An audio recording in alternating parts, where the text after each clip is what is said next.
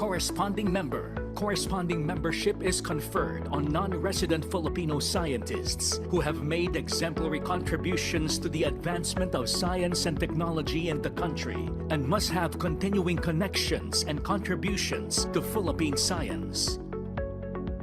National Scientist. The Order of National Scientist is conferred by the President of the Republic of the Philippines and is the highest honor given to a Filipino man or woman of science. National Scientists are nominated from the members of the Academy.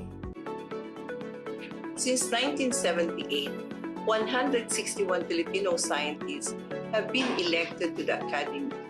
As of 2024, the President of the Philippines has conferred the rank and title of National Scientist on 43 Filipinos, 11 of whom are still living. 67% of our NAST members are from NCR, 29% from Calabar Zone, and 1% each from Regions 3, 6, 7, and 10. The Academy is composed of 6 divisions: Agricultural Sciences, Biological Sciences, Engineering Sciences and Technology, Health Sciences, Mathematical and Physical Sciences, and Social Sciences. NAST Philippines has 4 main functions: recognition, advisory, international linkages with other academies of science, management of the Philippines Science Heritage Center. The recognition function.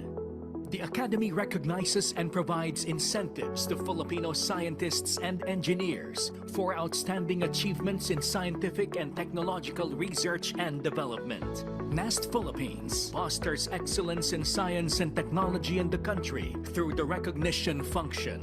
The primary mandate of the Academy is to recognize Filipino scientists and technologists who advance the state of Philippine science and technology.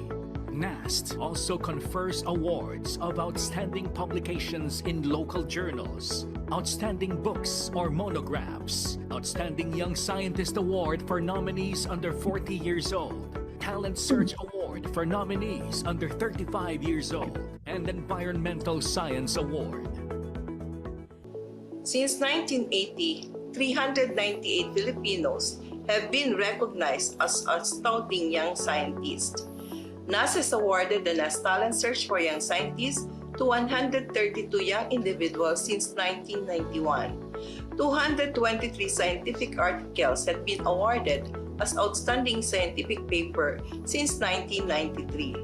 129 publications have been awarded as Outstanding Book and or Monographs since 1994. 32 environmental scientists have received the NAST Environmental Science Awards since 2001. 6 individuals have received the NAST Awards for Outstanding Scientific Research in Tropical Medicine since 2005. 2 scientists have received the NAST Geminiano de Ocampo Visionary Awards for Medical Research since 2017. Among the activities under the recognition function are NAST Lecture Series, NAST Symposium for the Youth, Research Upgrading and Performance Evaluation. Since 2012, NAST Philippines have been conducting 6 to 7 research upgrading and performance evaluation sessions annually, enabling researchers to implement projects and publish scientific papers in international journals. The second one is the advisory function. The Academy plays an important role as advisor to the President and the Cabinet on matters related to the role of science and technology in national development. Through its advisory activities, NAST has been able to bring science and technology closer to the lives of the Filipino people. Our annual scientific meeting and regional scientific meeting in Luzon, Visayas, and Mindanao bring together experts to address critical issues and guide national development. Other activities under the advisory function include science legislative and information fora and roundtable discussions. Speakers Bureau is a program which aims to bring experts in various fields to various institutions, such as academic institutions, who need speakers or resource persons on science and technology-related issues. NAST's commitment to international and national linkages are aimed at promoting collaborative efforts among Filipino scientists and between Filipino and foreign academies of science and promoting scientific cooperation.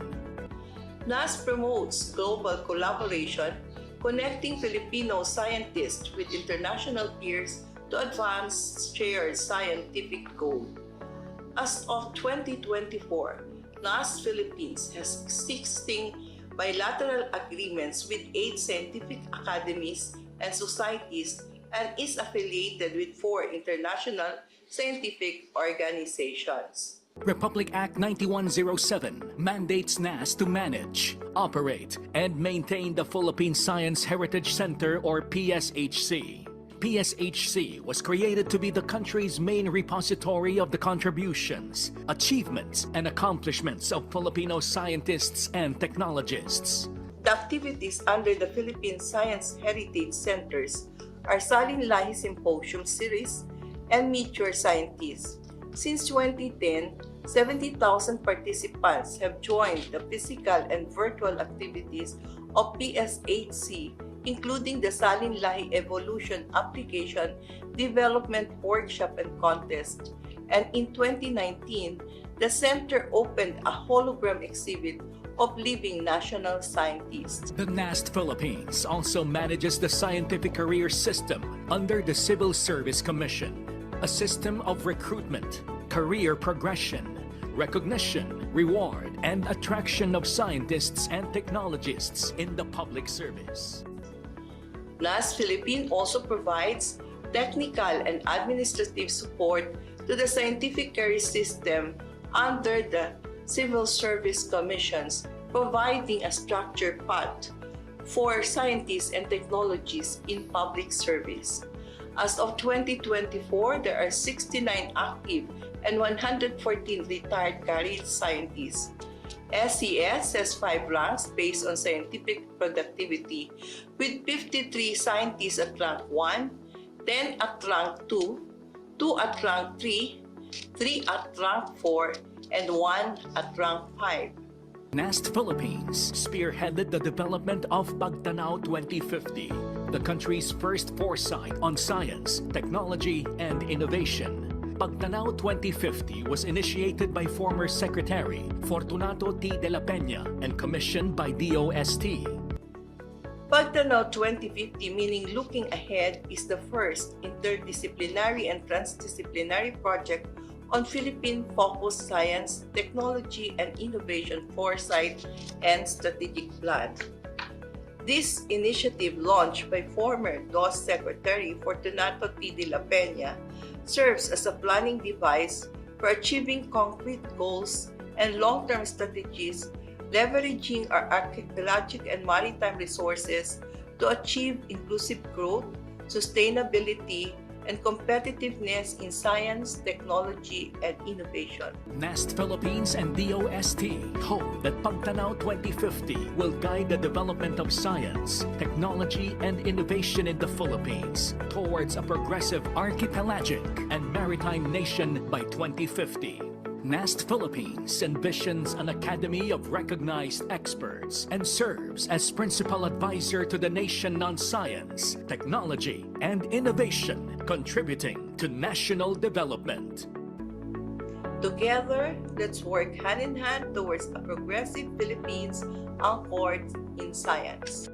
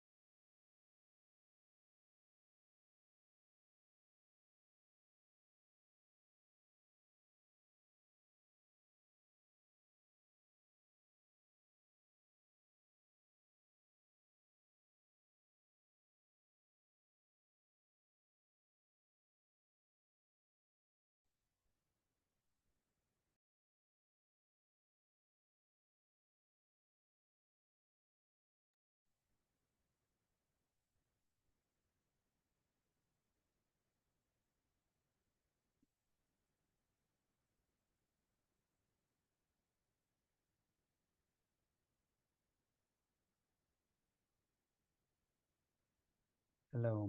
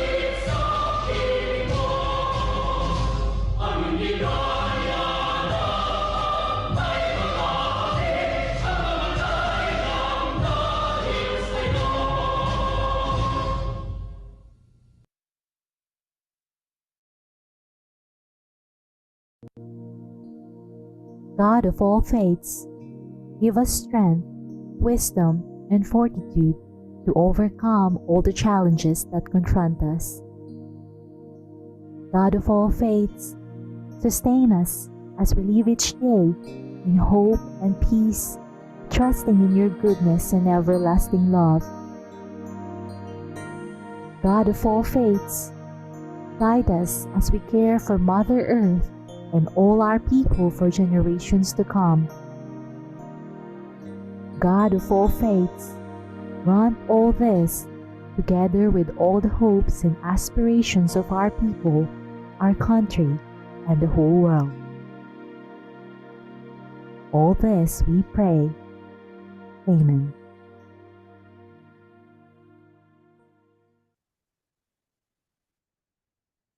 Amen. Amen. Good morning. All right.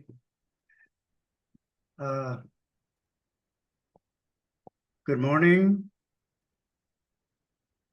and welcome to PAASE's Fireside Chat series with a focus on PAGTANAW 2050, the Philippine Foresight on Science, Technology, and Innovation document. I am Silverio Cabellion Jr., MD. Dr. Eusebio.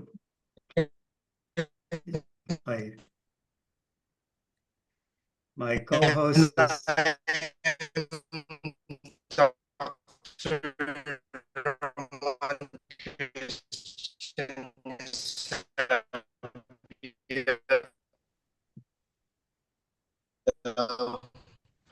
we are your moderators for today's.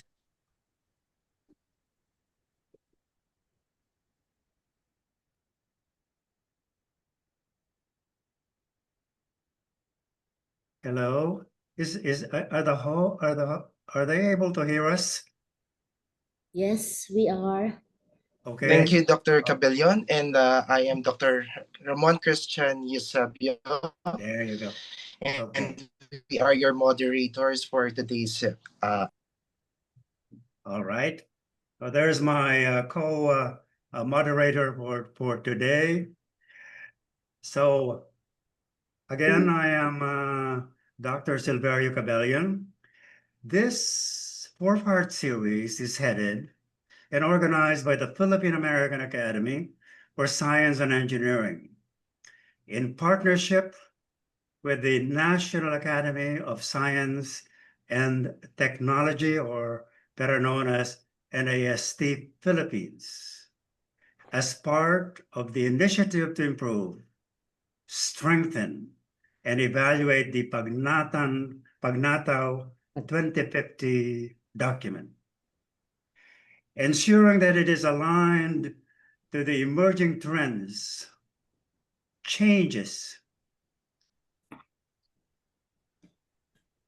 ensuring that it is aligned to the emerging trends, changes, and advancement in STNI development in the country and the world, all the while true to our aspirations as a prosperous archipelagic maritime nation. So in line with this, the session aims to examine and evaluate each section of the Foresight document. As we proceed, we will be discussing the latter half of the fourth section of the PAGTANAW 2050 document. Today, we will be focusing on the following key operational areas: 4.8 energy, 4.9 water, 4.10 environment and climate change, 4.11 shelter, transportation, and other infrastructure, and 4.12 space exploration. Before we begin, we would like to also welcome our Facebook viewers. We are currently live streaming this event in PAGTANAW 2050's Facebook page. To stay updated with PAGTANAW's events, please follow PAGTANAW 2050 in all of its social media accounts. Also, follow PAASE's Facebook page for more information about events like this. To officially welcome us for today's event, may we call on the President of the Philippine American Academy of Science and Engineering, Dr. Gladys Cheris J. Completo. Thank you. So, good morning, everyone. Can you hear me? Okay. Yes, po. Good morning, everyone. It is my honor to welcome you to the third session of our four-part Fireside Chat series on PAGTANAW 2050, the Philippine Foresight of Science, Technology, and Innovation, jointly organized by the Philippine American Academy of Science and Engineering and the National Academy of Science and Technology Philippines. PAGTANAW 2050 is historic. It is the first national foresight and strategic plan on STI for the Philippines. Launched in 2021 by NAST with the support of DOST and a wide network of Filipino scientists here and abroad, it sets out where we want the country to be by mid-century. It maps megatrends, anticipates disruptions, and explores pathways toward a sustainable, inclusive, and globally competitive Philippines. But PAGTANAW 2050 is not a static text. It is a living document. To remain relevant amid shifting global and national priorities, it must undergo periodic review and updating. This ensures the integration of emerging trends, new data, and best practices in STI so that the foresight continues to inform long-term national strategies and sustain our vision of a prosperous archipelagic maritime nation by 2050. This Fireside Chat advances two goals as mentioned by the two moderators. First, to subject key sections of PAGTANAW 2050 to external review, and second, to engage the broader scientific, academic, and policy community in the Philippines and worldwide in shaping a foresight that is both rigorous and inclusive. In our first session, we examined the foundations of foresight, exploring the country's natural resource endowments, competitiveness, and innovation systems. In the second session, we turned to strategic areas such as blue economy, governance, ICT, business and trade, science education, food security, and health systems. Today, in our third session, we focus on equally critical dimensions of Philippine STI: energy, water, infrastructure, and space exploration. We are privileged to hear from academician Guillermo Tabios III, academician Benito Pacheco, and Dr. Jane Perez, with expert reactions from Dr. Joey Ocon, Dr. Francis de los Reyes III, Dr. Diana Aga, Dr. Rigoberto Advincula, and Dr. Joey Comiso of PAASE. Their insights will not only sharpen PAGTANAW 2050, but also provoke us to think boldly about the ways science, technology, and innovation can address the country's most pressing challenges, ensuring resilience, sustainability, and global competitiveness for the decades ahead. On behalf of PAASE and NAST, I thank you for joining us. May today's dialogue move us closer to a shared vision of a science-driven, future-ready Philippines by 2050. Let us now begin. Magandang umaga po sa inyong lahat. Our first speaker is Dr. Guillermo Q. Tabios III, a civil engineer who specializes in hydrology, hydraulics, water resource systems engineering, affiliated with the Institute of Civil Engineering at my alma mater, the University of the Philippines, Diliman. He was conferred the title of Professor Emeritus by the UP College of Engineering, recognizing his outstanding service and contributions to science and engineering. Please welcome our first speaker for today, academician Guillermo Q. Tabios Jr. Sir, the floor is yours. Thank you very much, Dr. Silverio. Am I supposed to share the slide or NAST or I'll do it because I sent my slides actually. All right. Oh, okay.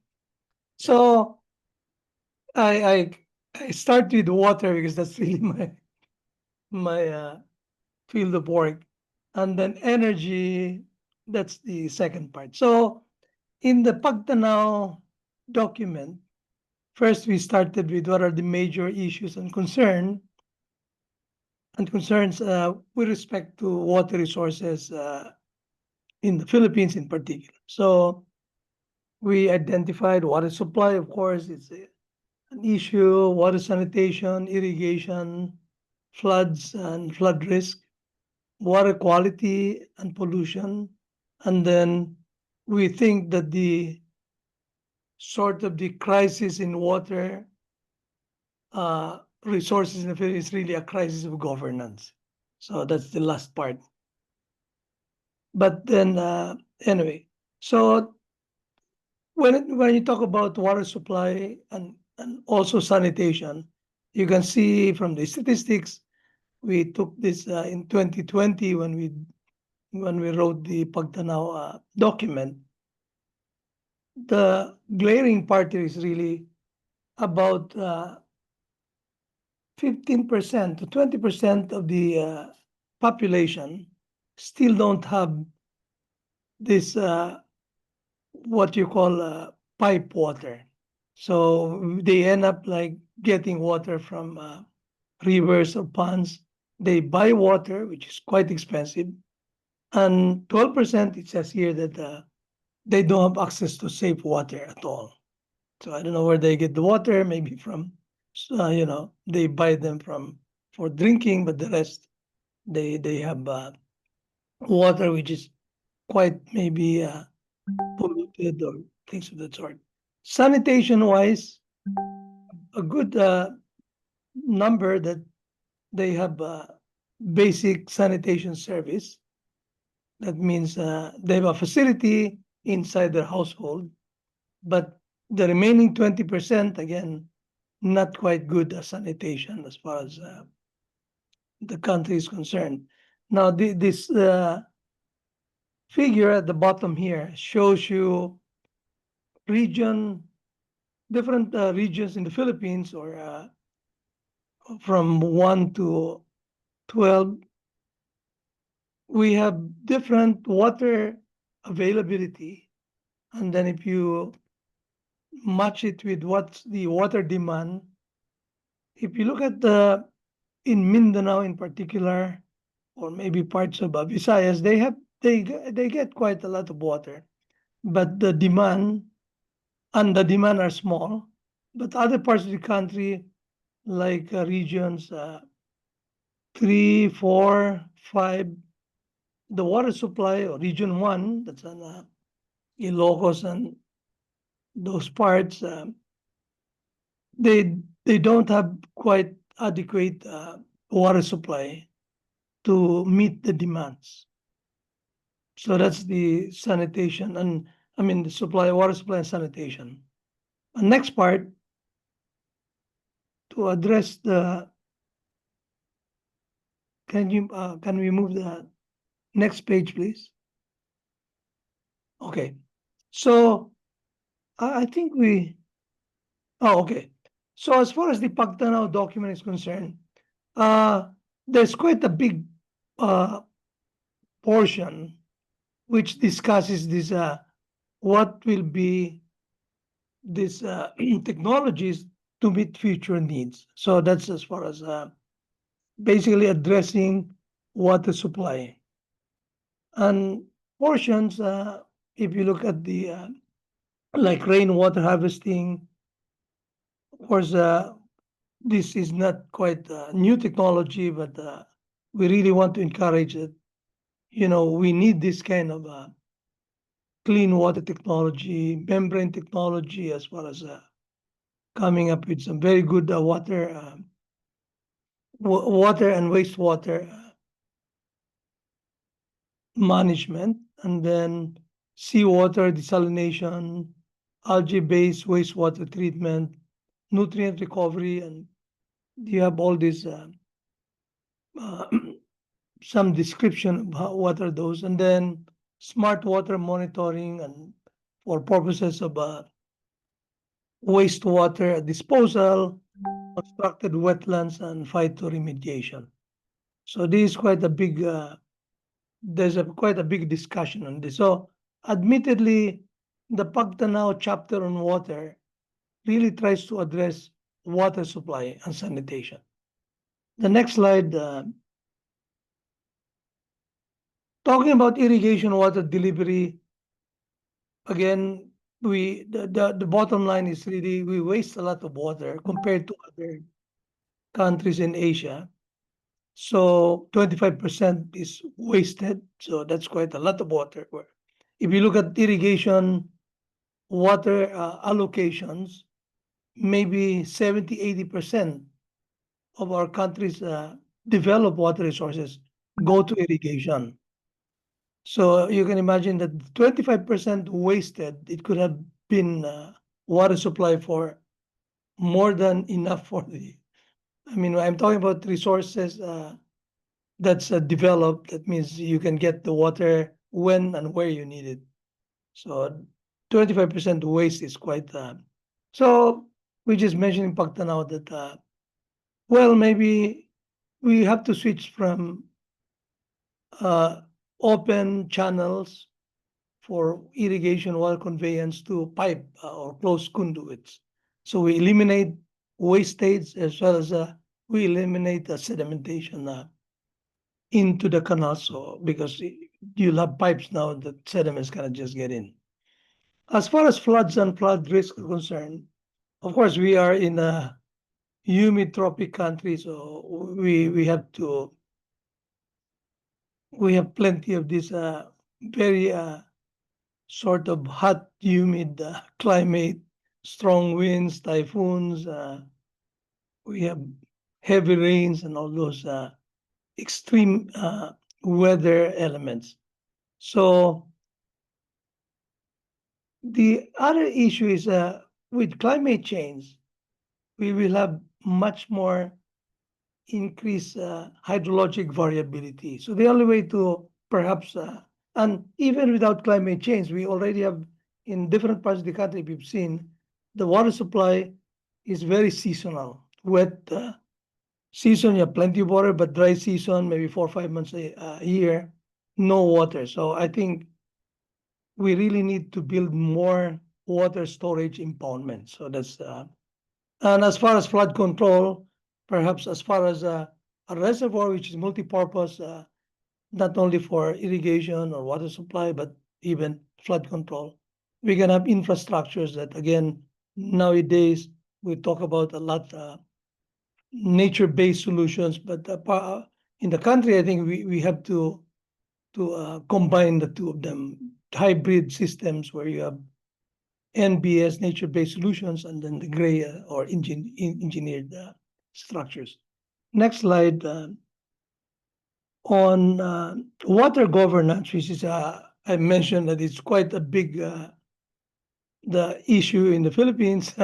You can hear all this corruption. I think it's really a governance issue. So challenge, we talk about this, so many agencies doing overlapping, conflicting. I'm talking about water-related agencies. So we in fact, we talk about if you look at a lot of the water decisions and financing, it's more political jurisdiction rather than hydrologic boundaries. You know, you've seen if you've been watching this television these days or YouTube about this crisis in the corruption and all those things. So while we wanted to inject STI, science, technology, innovation, in whatever we do in water resource, but the problem is that there is no agency that's able to really champion how we do, how we manage our water resources as far as conservation of watersheds, water utilization, and control of water. So we say, I just mentioned pre-PAGTANAW because it's an ongoing effort to create this apex water body or an agency that will champion the water resource management of the country, which is not quite. And that's where we can really inject our STI efforts, you know. So the next two slides, quite quickly, on energy. So this part, first part talks about what are the available sources of energy, and then the consumption, and then as far as projection in the country, we end up with more kind of there's still the distribution. Petroleum products still going to be the major energy source. So the consumption for that matter, I think it's still going to be petroleum-based products. The next slide just talks about clean energy technologies, from solar to wind, energy storage, smart energy systems, how you manage your demand, micro grids, especially for our archipelagic setting, islands, and so on. And then perhaps use a blockchain or Internet of Things to, again, more manage our energy resources concern, to be able then to perhaps reduce the demand, manage our demand for energy. And then you have this energy from waste, which is quite there's quite a lot of technologies available, but again, I think a big part is we don't have incineration in the country, so it should be a good opportunity to get the energy from waste at the same time you have incineration. So last one here is third generation biofuels. So that's basically the major highlights as far as water and energy sections in the PAGTANAW. Thank you.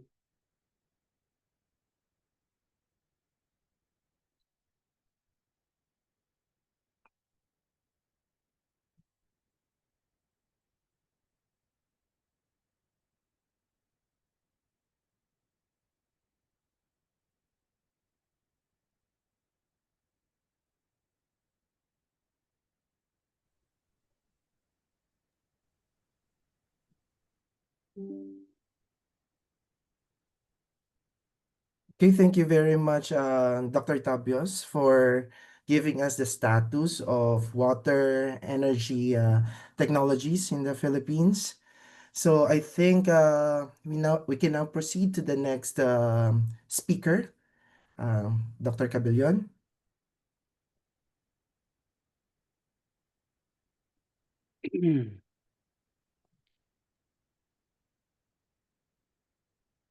I think you're muted, Dr. Yes, Dr. Cabellion. Cabellion.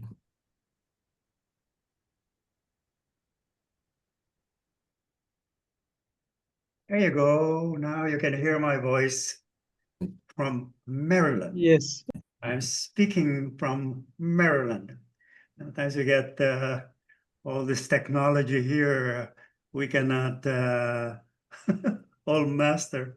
All right, so let me get back to my guide here. Like I was saying, we do not have a resource speaker for 410, but to proceed to discuss subsection 4.11, which deals with shelter, transportation, and other infrastructure, is a NAST member in the Engineering Sciences and Technology Division. He has significant research in engineering sciences and technology and disaster risk management. He has maintained multidisciplinary, multi-sectoral, national, and international collaborations in research on issues ranging from earthquake structural vibration control to multi-hazard disaster risk management. He has played an important role in the formulation of the legislative proposal for a new Philippine Building Act, which reforms the legal framework as well as sets the stage for the periodic updating of administrative rules and regulations and technical reference standards for buildings in the Philippines. He is currently Professor of UP Civil Engineering Institute. Everyone, please, let's welcome academician Benito M. Pacheco. Sir, the floor is yours. Thank you very much, Dr. Cabellion. I hope you can hear me. Yes, yes. And good morning, good evening, good day to everyone. I made a small contribution to this section 4.11, and I would like to also include in this short preview a part of section 6.2, the STNI roadmap, where the discussions in section 4.11 and other sections actually lead to. And with your permission, I am adding a last slide of my own, I would call personal reflections of how much more need we do along the lines of trying to foresee the science and technology and innovation futures through the year 2050. Personally, having worked on risk management before and then now in PAGTANAW tackling uncertainties in the future, I believe that all of us can further expand our scanning of the horizons. And I believe that there's an updating initiative for PAGTANAW 2050. So here goes. I would request the staff to operate the slide for us. Next slide, please.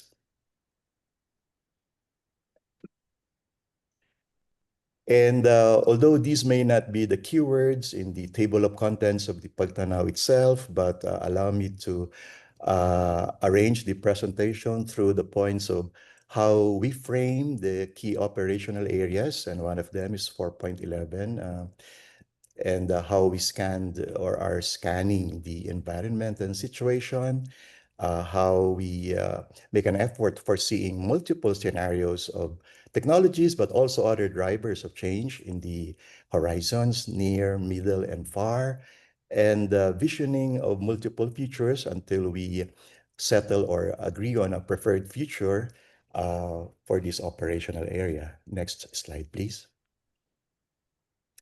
So at the onset, while framing the area or areas of concern, we bundled shelter, which is of course any structure that is built for human occupancy, together with transportation, referring to both intra-community and inter-community mobility of people, goods, and services. And a way of integrating the two and other infrastructure is to regard shelter as hubs and transportation as spokes in any human settlement network. Next, please. In the scanning of the situation or the environment, so to speak, among the historical as well as current trends that were put in the picture where these concerns or problems or issues concerning shelter. Overall, the country ranks very high among countries at risk due to the effects of natural hazards, and which are, of course, a key consideration in our planning and design of shelter or any structures.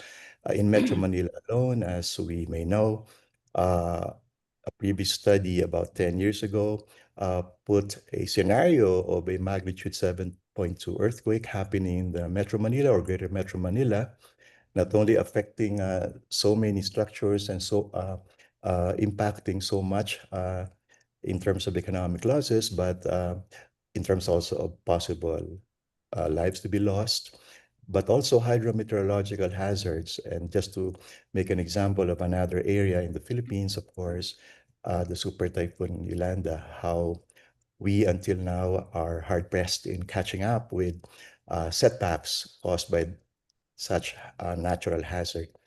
And all things considered, a report, uh, also perhaps 10-year-old, but arguably has made not much dent or progress in the last 3 years. Some millions, 3.9 million units of housing backlogs or demand. And if business as usual continues, that which will balloon to 6.5 millions or more by year 2030, which is not too far, and by extrapolation, much more by 2050. And to connect to current initiatives at the time of the writing of the PAGTANAW, a comprehensive national reckoning that better construction materials and methods, also informed governance in terms of laws, regulations, and standards were both or are both needed, not only for quality, but also as quantity of structures to be provided. Next, please.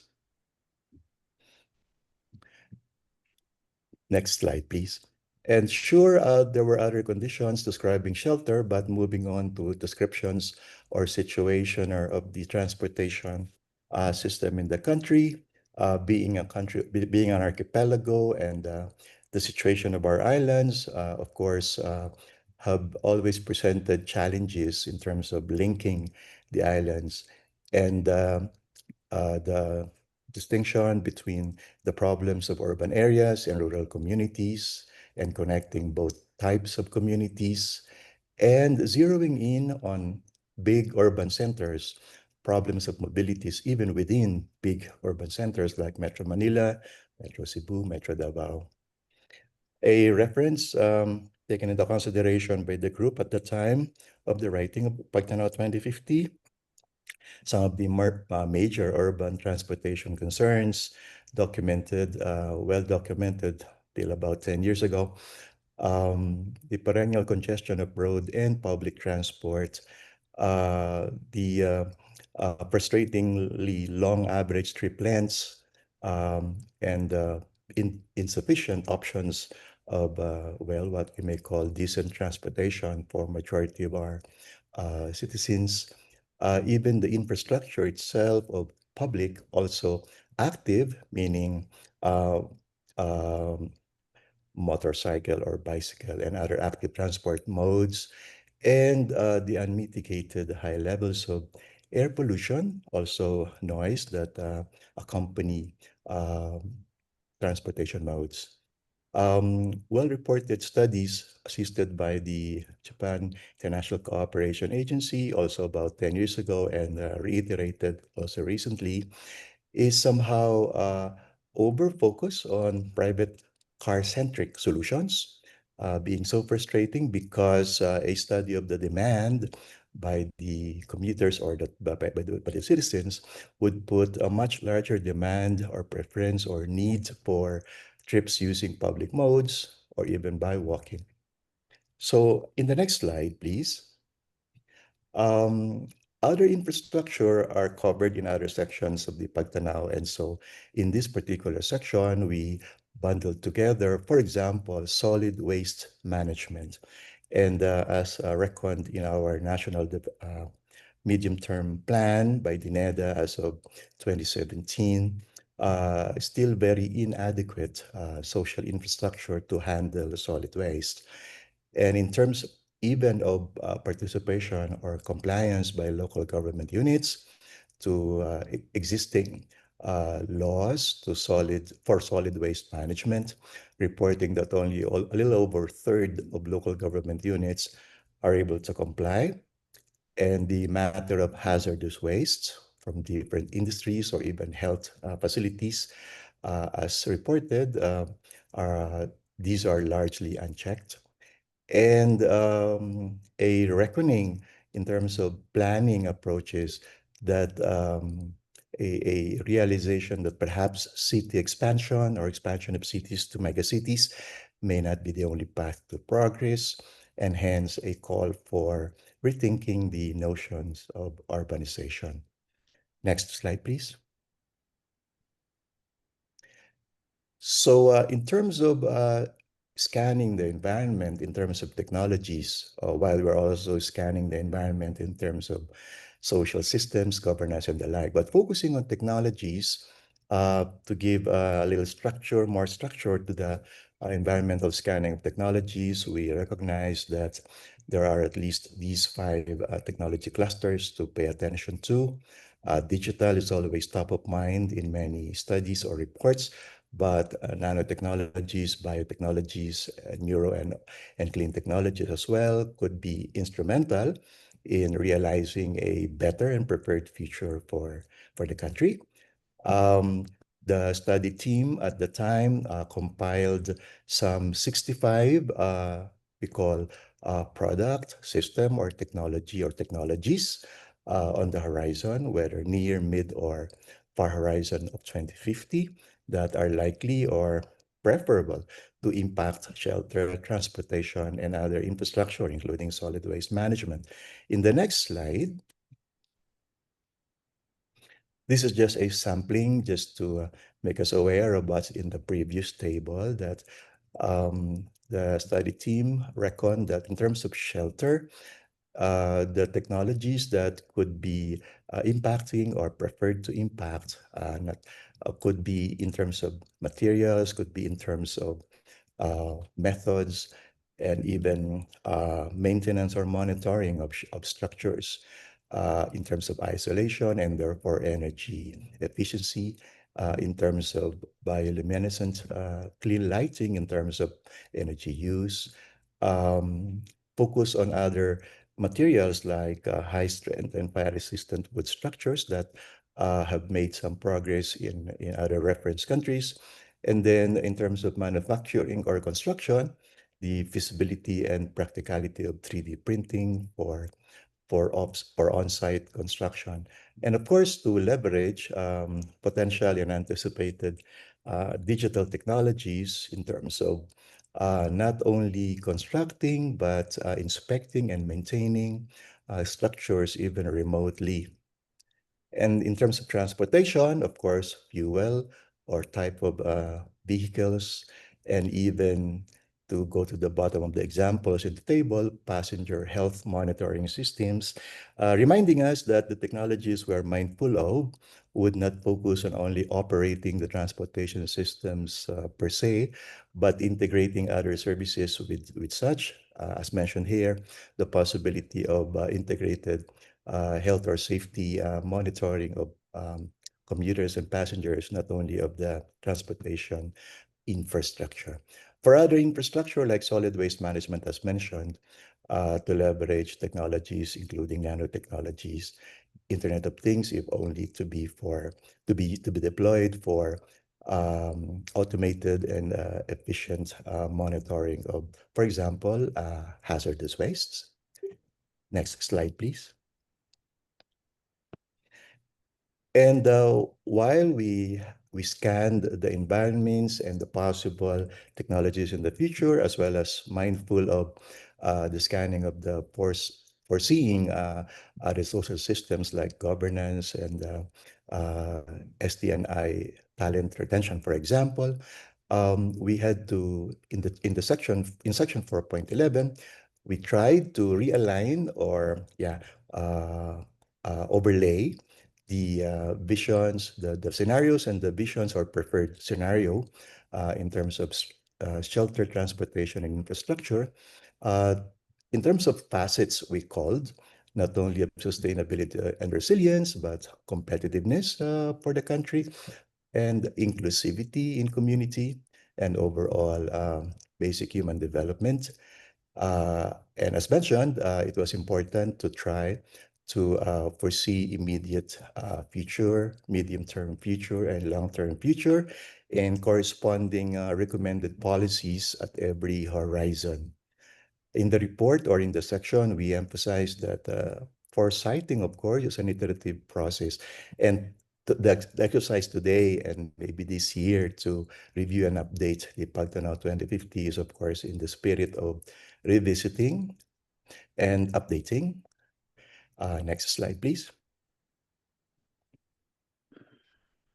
To emphasize that the visioning, the foresighting and the visioning is expected to end or lead to designing policies and corresponding metrics that we would advocate, recommend, and so on. The next two slides, these are just examples of aligning policies and metrics related to shelter and transportation and other infrastructure like solid waste management to immediate term policies and corresponding possible metrics. Next slide, please. And most importantly, to attempt to ladderize such recommended policies in terms of horizons so that the metrics also could be calibrated to the proper horizon and proper intermediate policies and targets. Next slide, please. This is the part that I mentioned really jumps to section 6.2.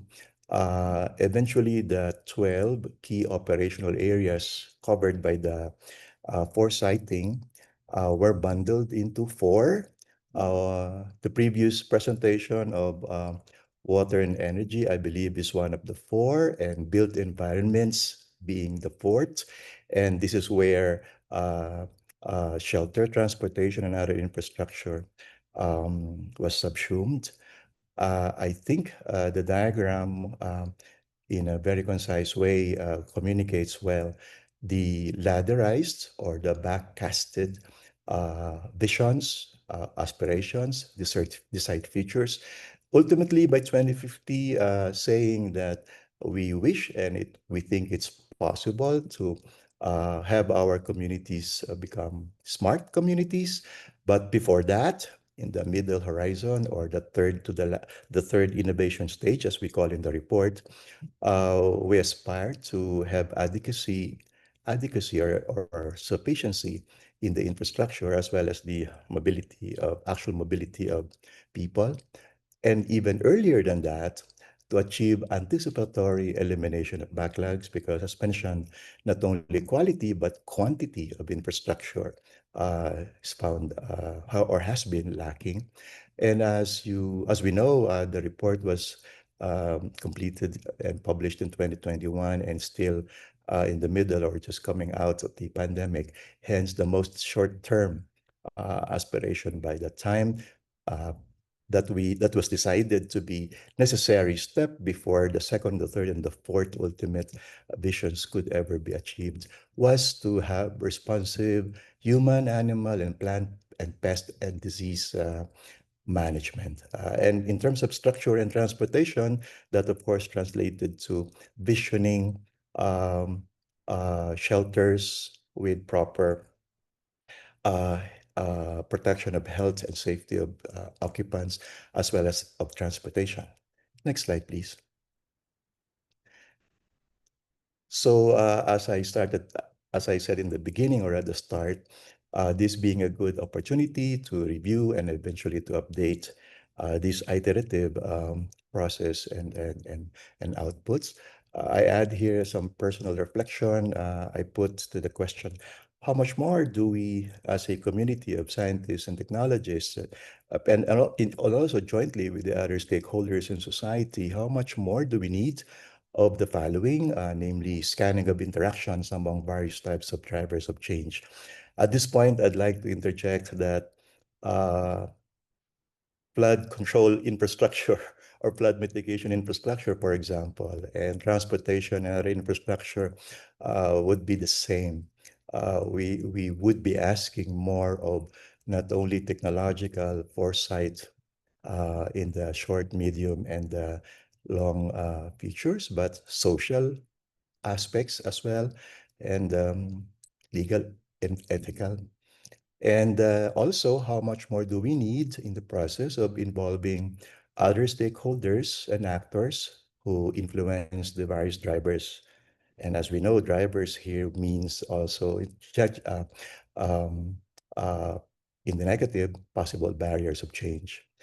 And in the third, this is to me resonating even more now, that the futuring or anticipation of multiple scenarios perhaps could be augmented so that we could have in the PAGTANAW 2050, perhaps next revision or updating, a clearer distinction of a business as usual scenario as could be projected if things go the same way, or an even worse scenario, but possible, but we would disown, but might as well also be able to describe a so-called disowned scenario before we settle for our preferred scenario or division. And lastly, but not least, of course, the necessary last or pre-ultimate penultimate step of backcasting the vision, our preferred future, into more, shall I say, practical multiple scenarios, so that we could better ladderize the policies, the recommended policies out of this foresight exercise. I think I'd pause here, and I am very much looking forward to reactions and feedbacks from everyone in the light of the opportunity to soon update our PAGTANAW 2050. That probably, I think, is our last slide. Thank you. Thank you very much for that insightful presentation, Academician Pacheco, especially on focusing on subsection 4.11 of PAGTANAW 2040. At this point, we are down to the last subsection of section 4, subsection 4.12, which delves on space exploration.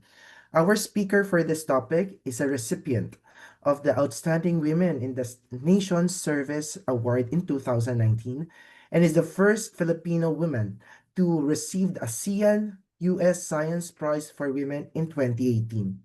She has led various programs on satellite development in the Philippines, as well as other projects that utilize satellite and remote sense data for environmental applications and climate studies. She is currently an associate professor and scientist too of Institute of Environmental Science and Meteorology at UP Diliman. Most notably, she is the current Deputy Director General of the Philippine Space Agency. Without further ado, let's welcome our last speaker for today, Dr. Gay Jane P. Perez. Thank you, and good day, everyone. Can you see my slide now? Yes, ma'am. All right. My presentation is entitled Yamang Kalawakan, a term we coined that literally means space wealth, but figuratively refers to the emergent Philippine space ecosystem. This ecosystem embodies the people, institutions, infrastructure, policies, and environment that enable the country to harness the wealth of of opportunities in the global space economy. Today, I'll give you an overview on space exploration, Section 4.12 of PAGTANAW 2050, the national foresight that envisions where science and technology should take us by 2050. So this section, space exploration, is one of the 12 operational areas in the book.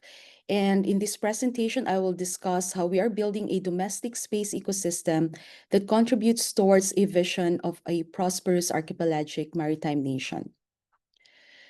The global space economy was valued at over $423 billion in 2019. As of 2024, that figure had grown to $596 billion.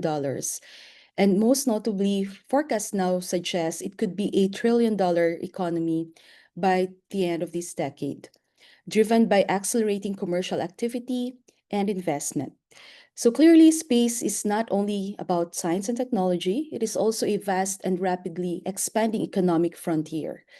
To seize these opportunities, we need sustained investments in research and development, capacity building, and infrastructure. This includes enabling facilities where scientists and engineers can innovate and operate. Without this foundation, we risk missing out on the economic and strategic benefits of space, and that's exactly why we are here. Historically, the Philippines once relied almost entirely on foreign-provided space data. But like many nations, we recognize the need to build our own capabilities. We started with the Phil microsatellite program in 2014, which gave us our first hands-on experience in building satellites. The launch of our first microsatellite, Diwata 1, breaks a psychological barrier that space is only an aspiration. Built by Filipinos and now orbiting the Earth, it marks the Philippines' official entry as a space-faring nation. But we need to sustain this momentum. This was followed by the Stamina for Space program in 2018, where we continue to develop local expertise in payload designs and satellite bus system development. In 2019, the Philippine Space Act, or Republic Act 11363, was enacted, which established the Philippine Space Agency. This gave us a permanent institution to sustain and grow these initiatives. And our work is guided by 6 key development areas under the Philippine Space Policy, namely national security and development, hazard management and climate studies, space research and development, space education and awareness, international cooperation, and space industry capacity building. As the lead government agency for space activities, PhilSA develops, implements, and promotes the National Space Program. And we wear many hats doing so. As such, we use the space data value chain as a framework.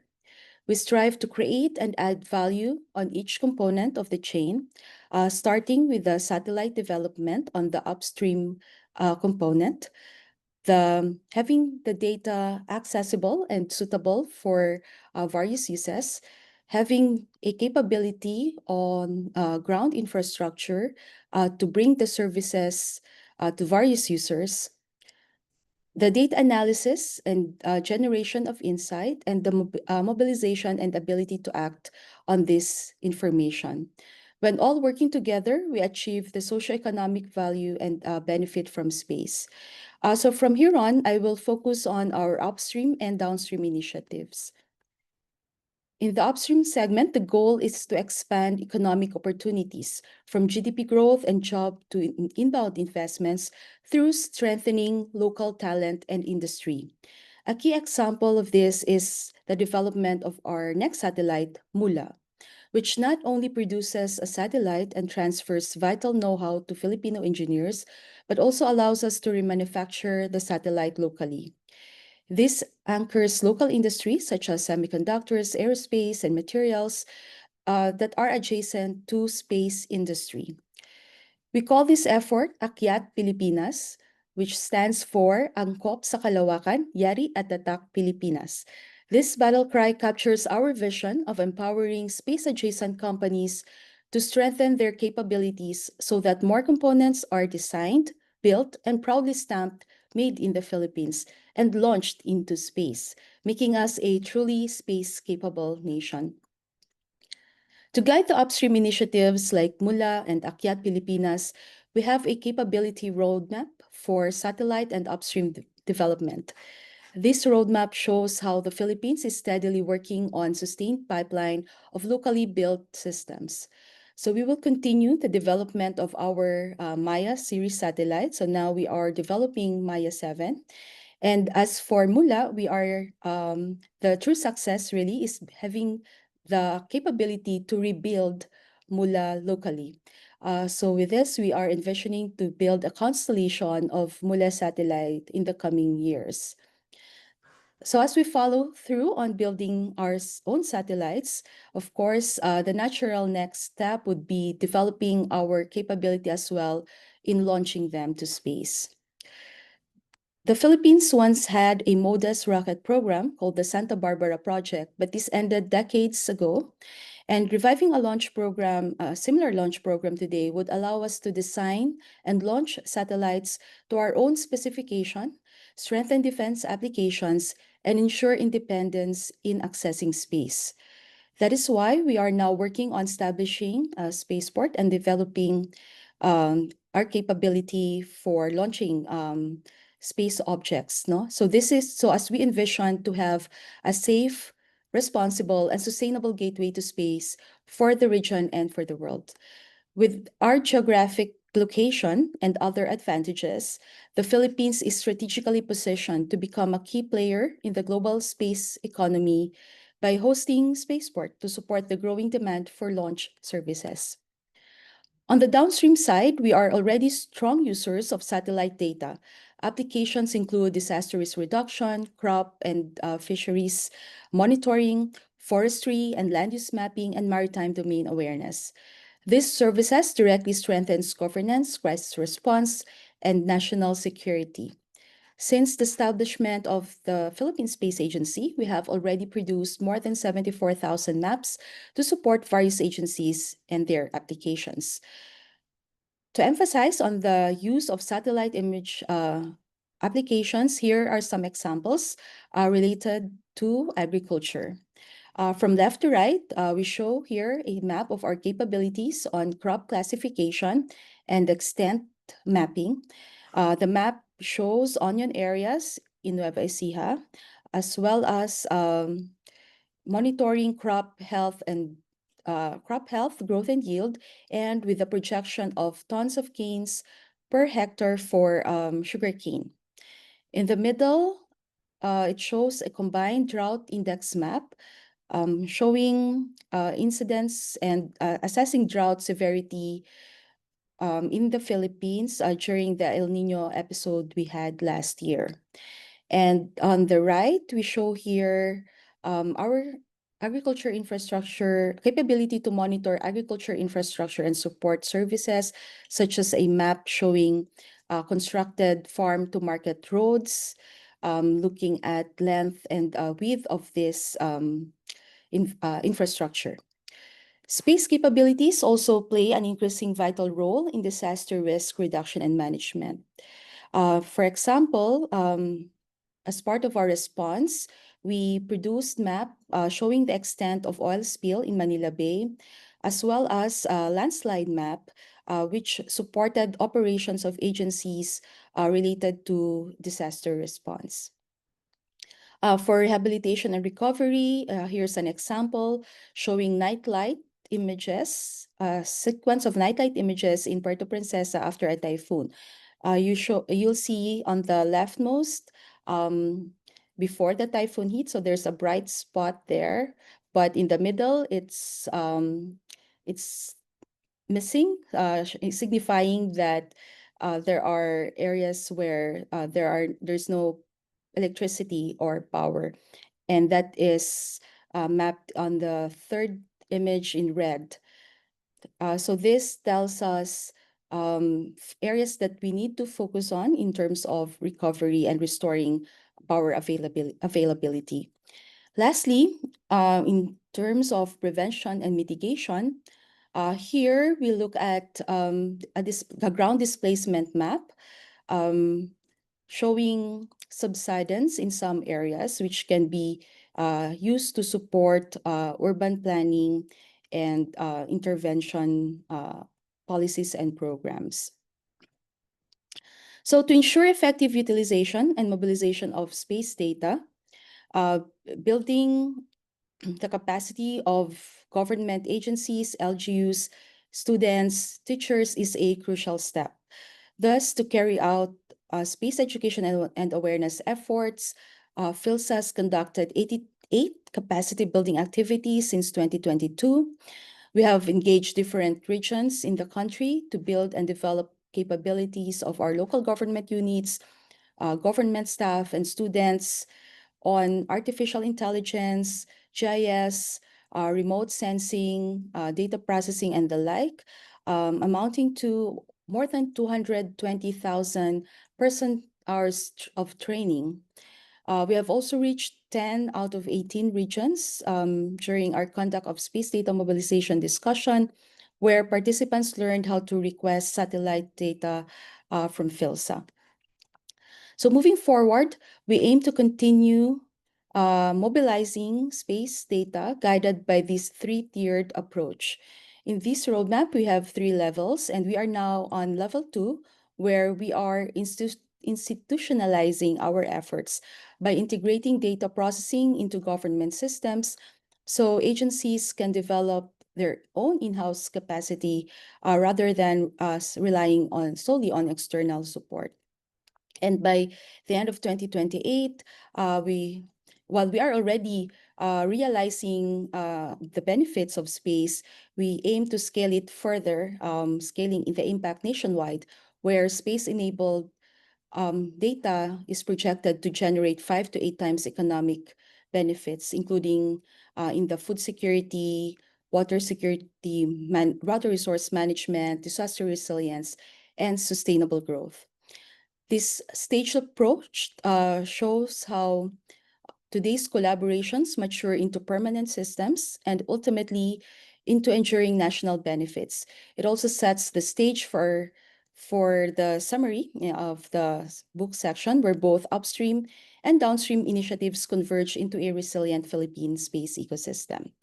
So to close, let me echo the summary and conclusion from this section in PAGTANAW 2050. The creation of the Philippine Space Agency was driven by our critical need to be involved in space technology.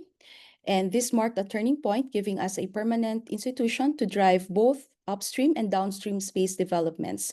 These parallel efforts, from building satellites and developing launch capabilities to expanding data applications and mobilizing them, are designed to culminate into a fully functional and impactful space ecosystem in the country.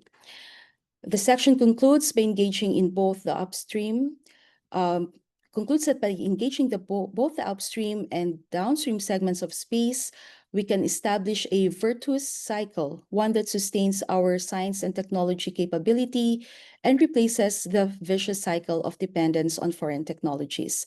And finally, with its wide expanse and high vantage point, we emphasize that space is a domain where we build and leverage infrastructure, products, and services for connecting our islands, improving resilience and the quality of life in our communities, and achieving global prosperity. This is the long-term vision of PAGTANAW, a Philippines that not only participates in, but helps shape the global space economy while contributing towards a prosperous archipelagic nation. Thank you very much. Maraming salamat po. Thank you. Thank you, Dr. Perez, for expounding on the last frontier, space. I will just interject just very personally that I have 2 children that are involved with satellites, but that is another matter because the evening is just getting exciting. As we move on, and to further add value to our dialogue, we will be calling on our reactors, highly esteemed experts in their respective fields, to share their insights, comments, and additional input regarding the presentations. 9:36, each reactor will hopefully stay within the 7 to 10 minutes to share their sentiments and thoughts on the subsections discussed. Dr. Eusebio, your turn. Thank you very much, Dr. Cabellion, for reminding us that we want to stick for the 7 to 10 minutes only. So with that said, let us proceed with our first reactor. He is the Principal Strategist for Energy Transition, Forum for the Future, Southeast Asia. He is also a full professor and research fellow at DLSU Manila, and he is the President and Chief Technology Officer of Nascent Technologies Corporation. To give his reaction on the subsection for energy, let us welcome with a warm round of virtual applause, Dr. Joey D. Ocon. Yeah, thank you, Doc RC. Doc Billy, magandang gabi at magandang umaga po. Thank you for the invitation, and I'd like to thank Academician Glenn also for the presentation on water and energy. But I'll focus my reaction on energy, no, being my field of interest. Reading the word PAGTANAW, I'm reminded of my Bisaya root na. Pagtanaw, which means to look or to envision. And in Tagalog, pagtanaw also carries the sense of looking from afar or even acknowledging with gratitude. Pagtanaw ng utang na loob. And taken together, these meanings capture the spirit of the Foresight report. To look ahead to 2050, to envision possible futures, and to acknowledge the work that we must do today to shape them. Let me say that the energy section of the Pagtanaw 2050 is quite comprehensive.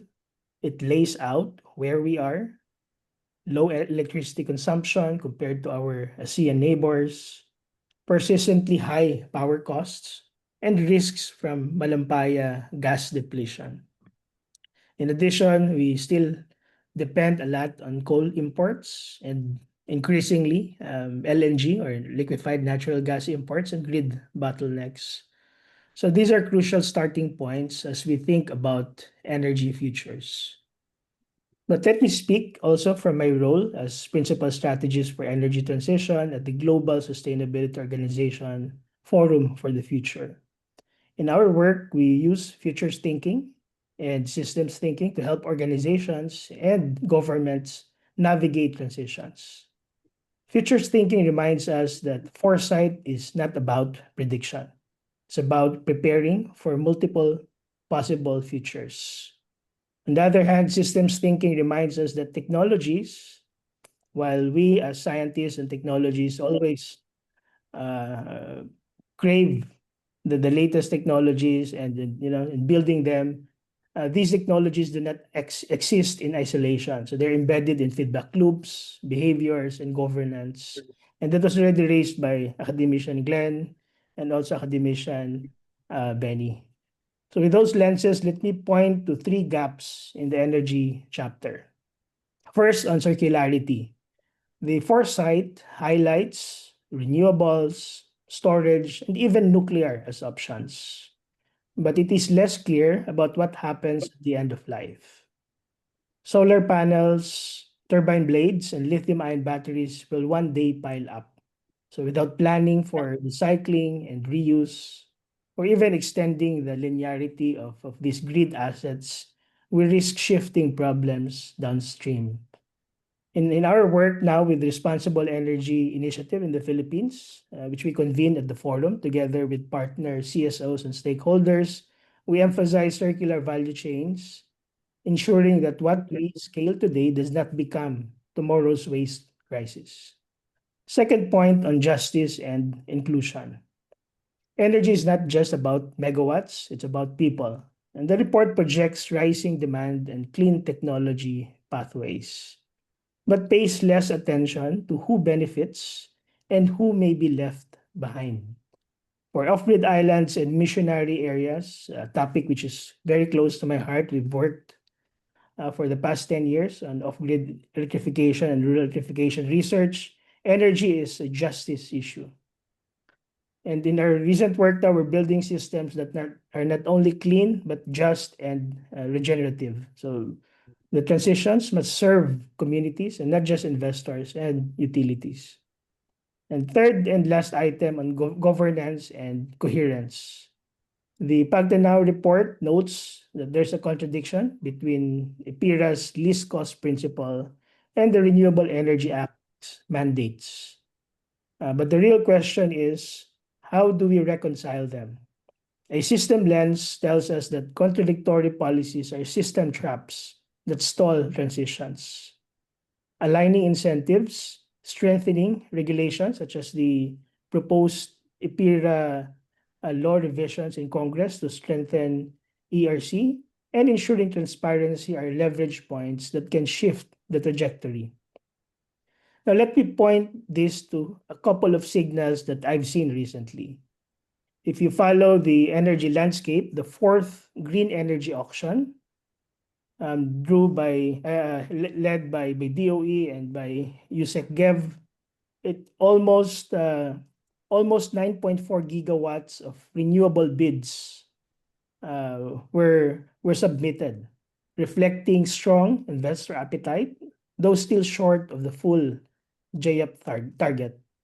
Second signal, coal generation is finally declining, thanks to the moratorium and outages. However, there are still loopholes to this policy. Nuclear energy is advancing with new institutions like the PhilAtom regulatory organization and roadmaps, but the social license is still uncertain. And that will be put in question in the next presidential election in 2028. Storage is moving forward, particularly with the use of lithium-ion batteries, with hybrid projects, and government ambition for 2,000 megawatts of batteries. Now, from a future lens, these are not endpoints but signals, small shifts that could point us toward very different pathways. Whether they become stepping stones to a just and sustainable energy system depends on how we interpret and act on them. In our recent work, collaborative work between DLSU Manila and UP, we have been developing our own open source PhilSA electricity model for the Philippines with the very high spatial and temporal resolution. So it captures hourly power flows from the current year to 2050. And currently, we have 28 nodes already that represents the Philippine electricity grid, mirroring that of the NGCP and Transco grid.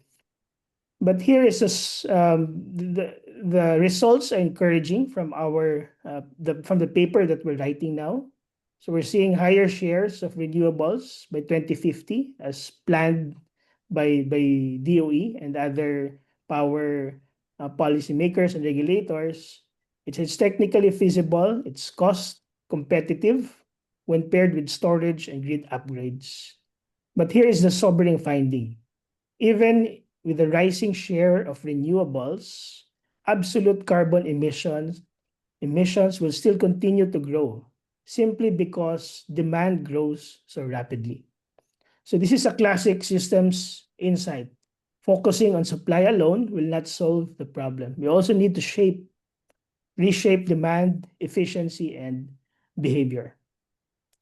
I'd like to provide a broader provocation. Like how do we connect our energy ambition to a real industrial policy? In other words, will we continue importing most of these technologies like the solar panels, wind turbines, batteries, transformers, and other grid assets, or we'll also build our local capabilities and industries around them? In our work with nascent batteries, our startup, we're trying in a modest way to demonstrate this possibility, developing local R&D and manufacturing capacity for sodium-ion battery value chain in the Philippines. These two should be part of our foresight, not just energy security, but technological and industrial resilience. Another interesting set of provocations from the report is that what technologies will we adopt by 2050? On top of that question, what values and systems will guide their adoption? Will our renewables be circular and responsible? A very important question is that will our markets internalize ecological and social costs, not just the financial accounting of things? Will our planning be open and participatory, empowering Filipinos to co-shape their energy future? So for me, this is the central gap of the PAGTANAW 2050 Energy chapter. It gives us a strong technical vision, but less of a responsible and systemic vision. That is where some initiatives from the organizations that I represent can complement foresight, so embedding justice, circularity, and multi-stakeholder ownership into our transitions. So to close the reaction, I'd like to affirm the value of the foresight exercise. But as we imagine 2050, let us challenge ourselves further. Our energy future must not only be clean and affordable, but also just and regenerative and deeply grounded in Philippine realities, while staying alert to the global signals of change. And there are a lot of signals of change with Trump 2.0, with that's happening in Europe. And that, I think, is the foresight worthy of our next generation. Daghang salamat po. Thank you. Thank you, Dr.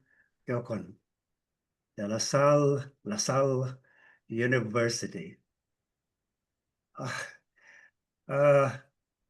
Electricity, as the Filipinos pay the highest rate of energy. And then there is this great demand for electricity, especially with artificial intelligence clusters, service clusters. But be it as it may, let's turn from LaSalle University to North Carolina. Our next speaker is from North Carolina. He is a corresponding member, Reactor, I mean. He is a corresponding member of NAST Philippines and a Glenn E. and Phyllis J. Fortel Distinguished Professor of Environmental Engineering at North Carolina State University.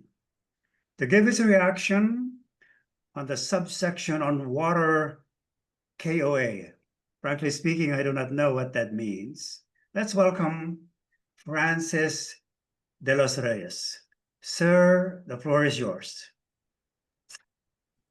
Dr. Cabillon, I think Dr. De Los Reyes is not around, so we will just send the written reaction later. I see. So Dr. De Los Reyes is not around. So let me see. Let's move forward then. Apparently, Dr. Avincula is also not present. So let's go to my neighbor then.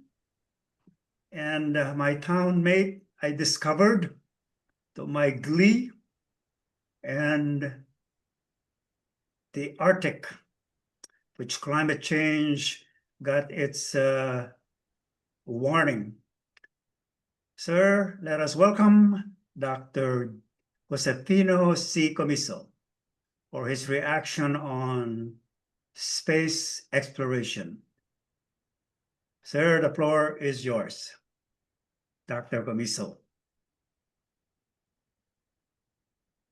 Hi, greetings to everybody. It's actually almost midnight over here, but I think I'm still wide awake, so there's no problem. I was asked to be the reactor for what Dr. Perez was talking about, section 4.12, and it's about space exploration. I think the current version of space exploration chapter focuses primarily on satellite remote sensing observation of the Earth system, as well as its value chain. The chapter provides a good general overview about what's needed to monitor the Earth and its resources effectively. However, it's important to note that space exploration is actually a far broader, multidisciplinary field and encompasses other fields like astronomy, astrophysics, astrobiology, planetary science, earth sciences, and aerospace engineering. Unless we want to change the topic to exploration of the Earth from space, a more comprehensive discussion of space exploration, I think, would be needed. Historically, space exploration began with observation of the stars by the naked eye. Early civilizations identified celestial patterns, such as the Big Dipper and Ursa Major, that has served to guide ships in their navigation across wide open oceans. At first, it was assumed that the Earth's surface is flat and the Earth is at the center of the universe. But in the year 1515, Nicholas Copernicus, a Polish priest, proposed the heliocentric theory, asserting that planets like Earth, Venus, Saturn, and Jupiter revolves around the sun. He also explained that the Earth's daily rotation causes the sunrise and the sunset, and that the tilt of the Earth's axis produces the different seasons. The theory was not validated until the invention of the telescope by Hans Lippershey of the Netherlands in 1608, and its refinement and use by Galileo, who revealed in 1609 that there are mountains and craters on the moon. 4 large moons goes around Jupiter, and the Milky Way consists of countless numbers of stars. He also demonstrated that there exist sunspots in the sun, proving that the sun is a dynamic body, and demonstrated that Venus displayed phases that provided clear evidence that the planets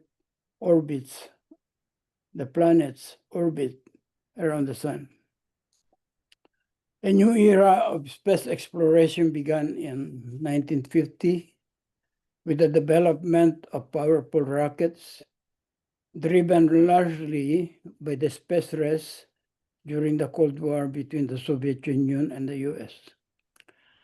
The Soviet Union launched Sputnik 1, the first human-made satellite, on October 1957, and this was followed by Vostok 2, carrying Yuri Gagarin in 1961, the first human in space.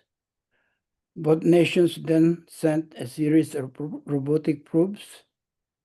The US launched the Pioneer, Mariner, and while the Soviet series explored Venus extensively. Although the Soviet Union initiated unmanned mission to the moon, it was the US that succeeded in achieving manned landing, beginning with Apollo 11 that culminated in Apollo 17. So they went there about 6 times. But iconic photographs of the Earth taken from these Apollo astronauts profoundly shifted humanity's perspective about the Earth, highlighting the planet's fragility and beauty. Such images of the Earth and the threat of anthropogenic global warming inspired NASA to propose a project called Mission to Planet Earth, arguing that the Earth may be the only entity in the universe with intelligent life.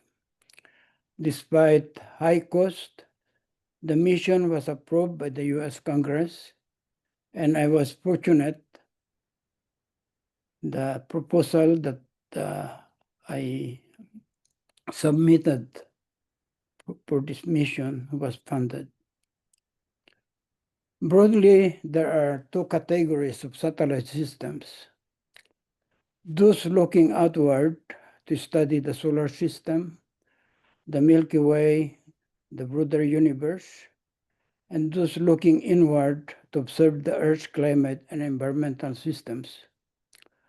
While most satellites launched in recent decades focus on the Earth observation because of the desire to better understand the state of the Earth system and the changing climate, outward-looking satellites missions are equally vital. Humanity has always sought answers to fundamental questions like how did the universe begin, and also is there life elsewhere in the universe. Satellite missions such as COBE confirmed the occurrence of the Big Bang about 14 billion years ago. The Hubble Space Telescope deepened our understanding of the nebula and star formation, while the James Webb Space Telescope allowed us a glimpse of the universe when it was only a few 100 million years old. Meanwhile, thousands of exoplanets have been discovered, but the closest to Earth is only a few, although it's only a few light years away. But with our most advanced aircraft, it will take more than 1 million years to reach the Earth from this planet. So the relevance of PAGTANAW 20, however, is most apparent in the study of the solar system, and especially the sun. The sun serves as the Earth's main energy source, affecting climate, ecosystem, human health, and social life in many ways. For example, it's important to study the causes and effects of solar flares and coronal mass ejections, as well as associated events such as sunspots and the interaction of solar activity with the Earth's atmosphere and magnetic field. As has happened in the past, intense solar flares and coronal mass ejections can disrupt satellites, communications, navigation systems, the internet, and even power grid. And these are technologies that are very essential to modern life.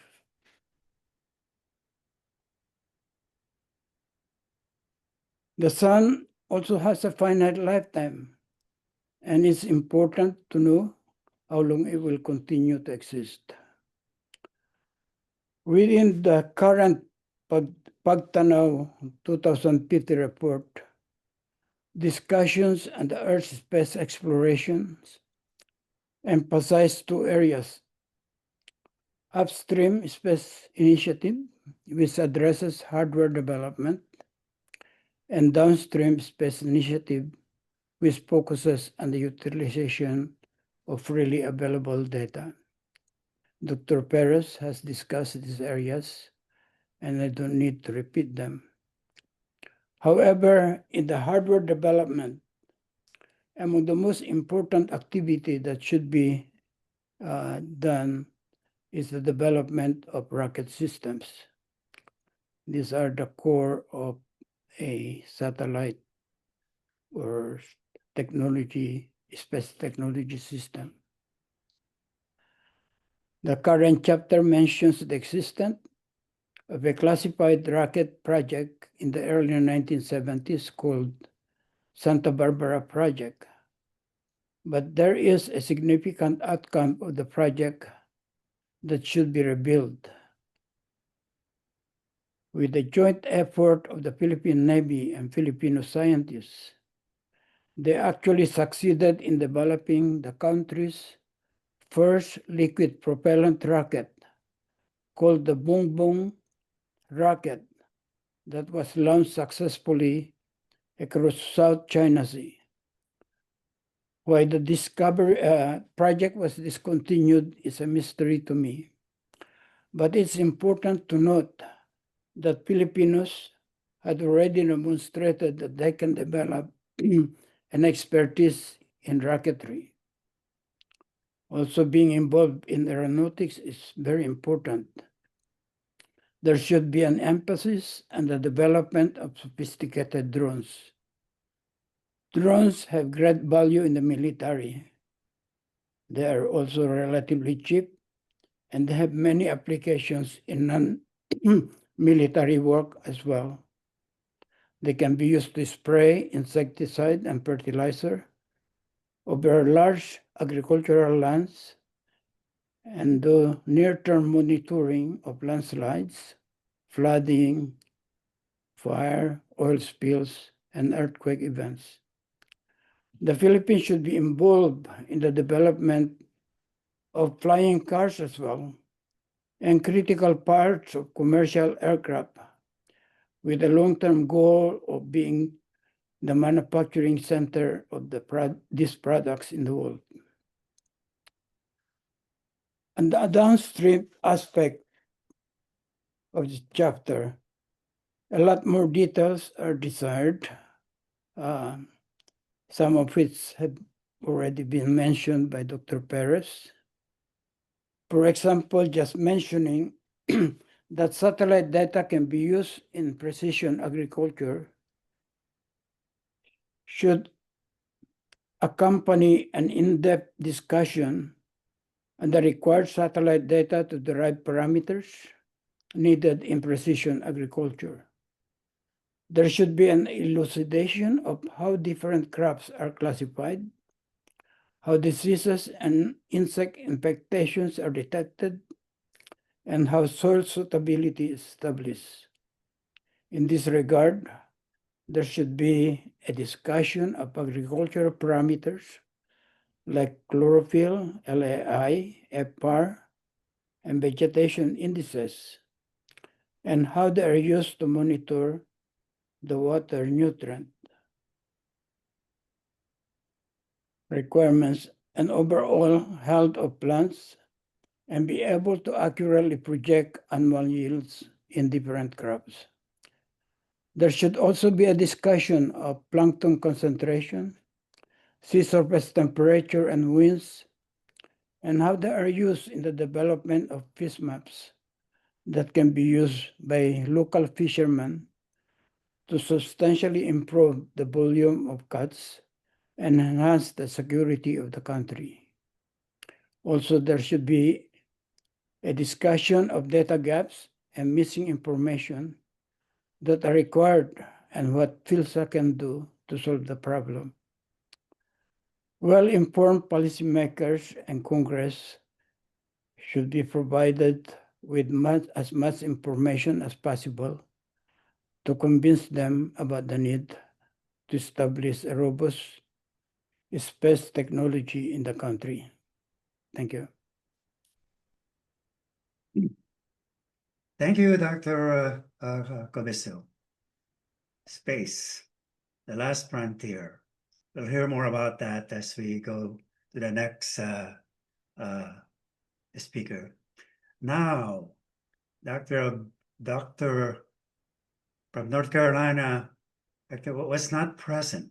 However, though, we have Dr. Diana S. Aga from the Department of Chemistry at the University of Buffalo, a professor who will give her reaction on the subsection of water. Water is everywhere in the Philippines. When the heat comes in the summer, we are none. So, Dr. Aga, ma'am, the floor is yours. Okay, thank you. I thought Saved by the Bell na sana ako, no? Ay, kala ko nalampasan niyo ako. So because in the interest of time, I just have a few thoughts about the PAGTANAW 2050 about water. First of all, I was alarmed by the statistics presented when I learned that only 27% of the water bodies in the country are potable.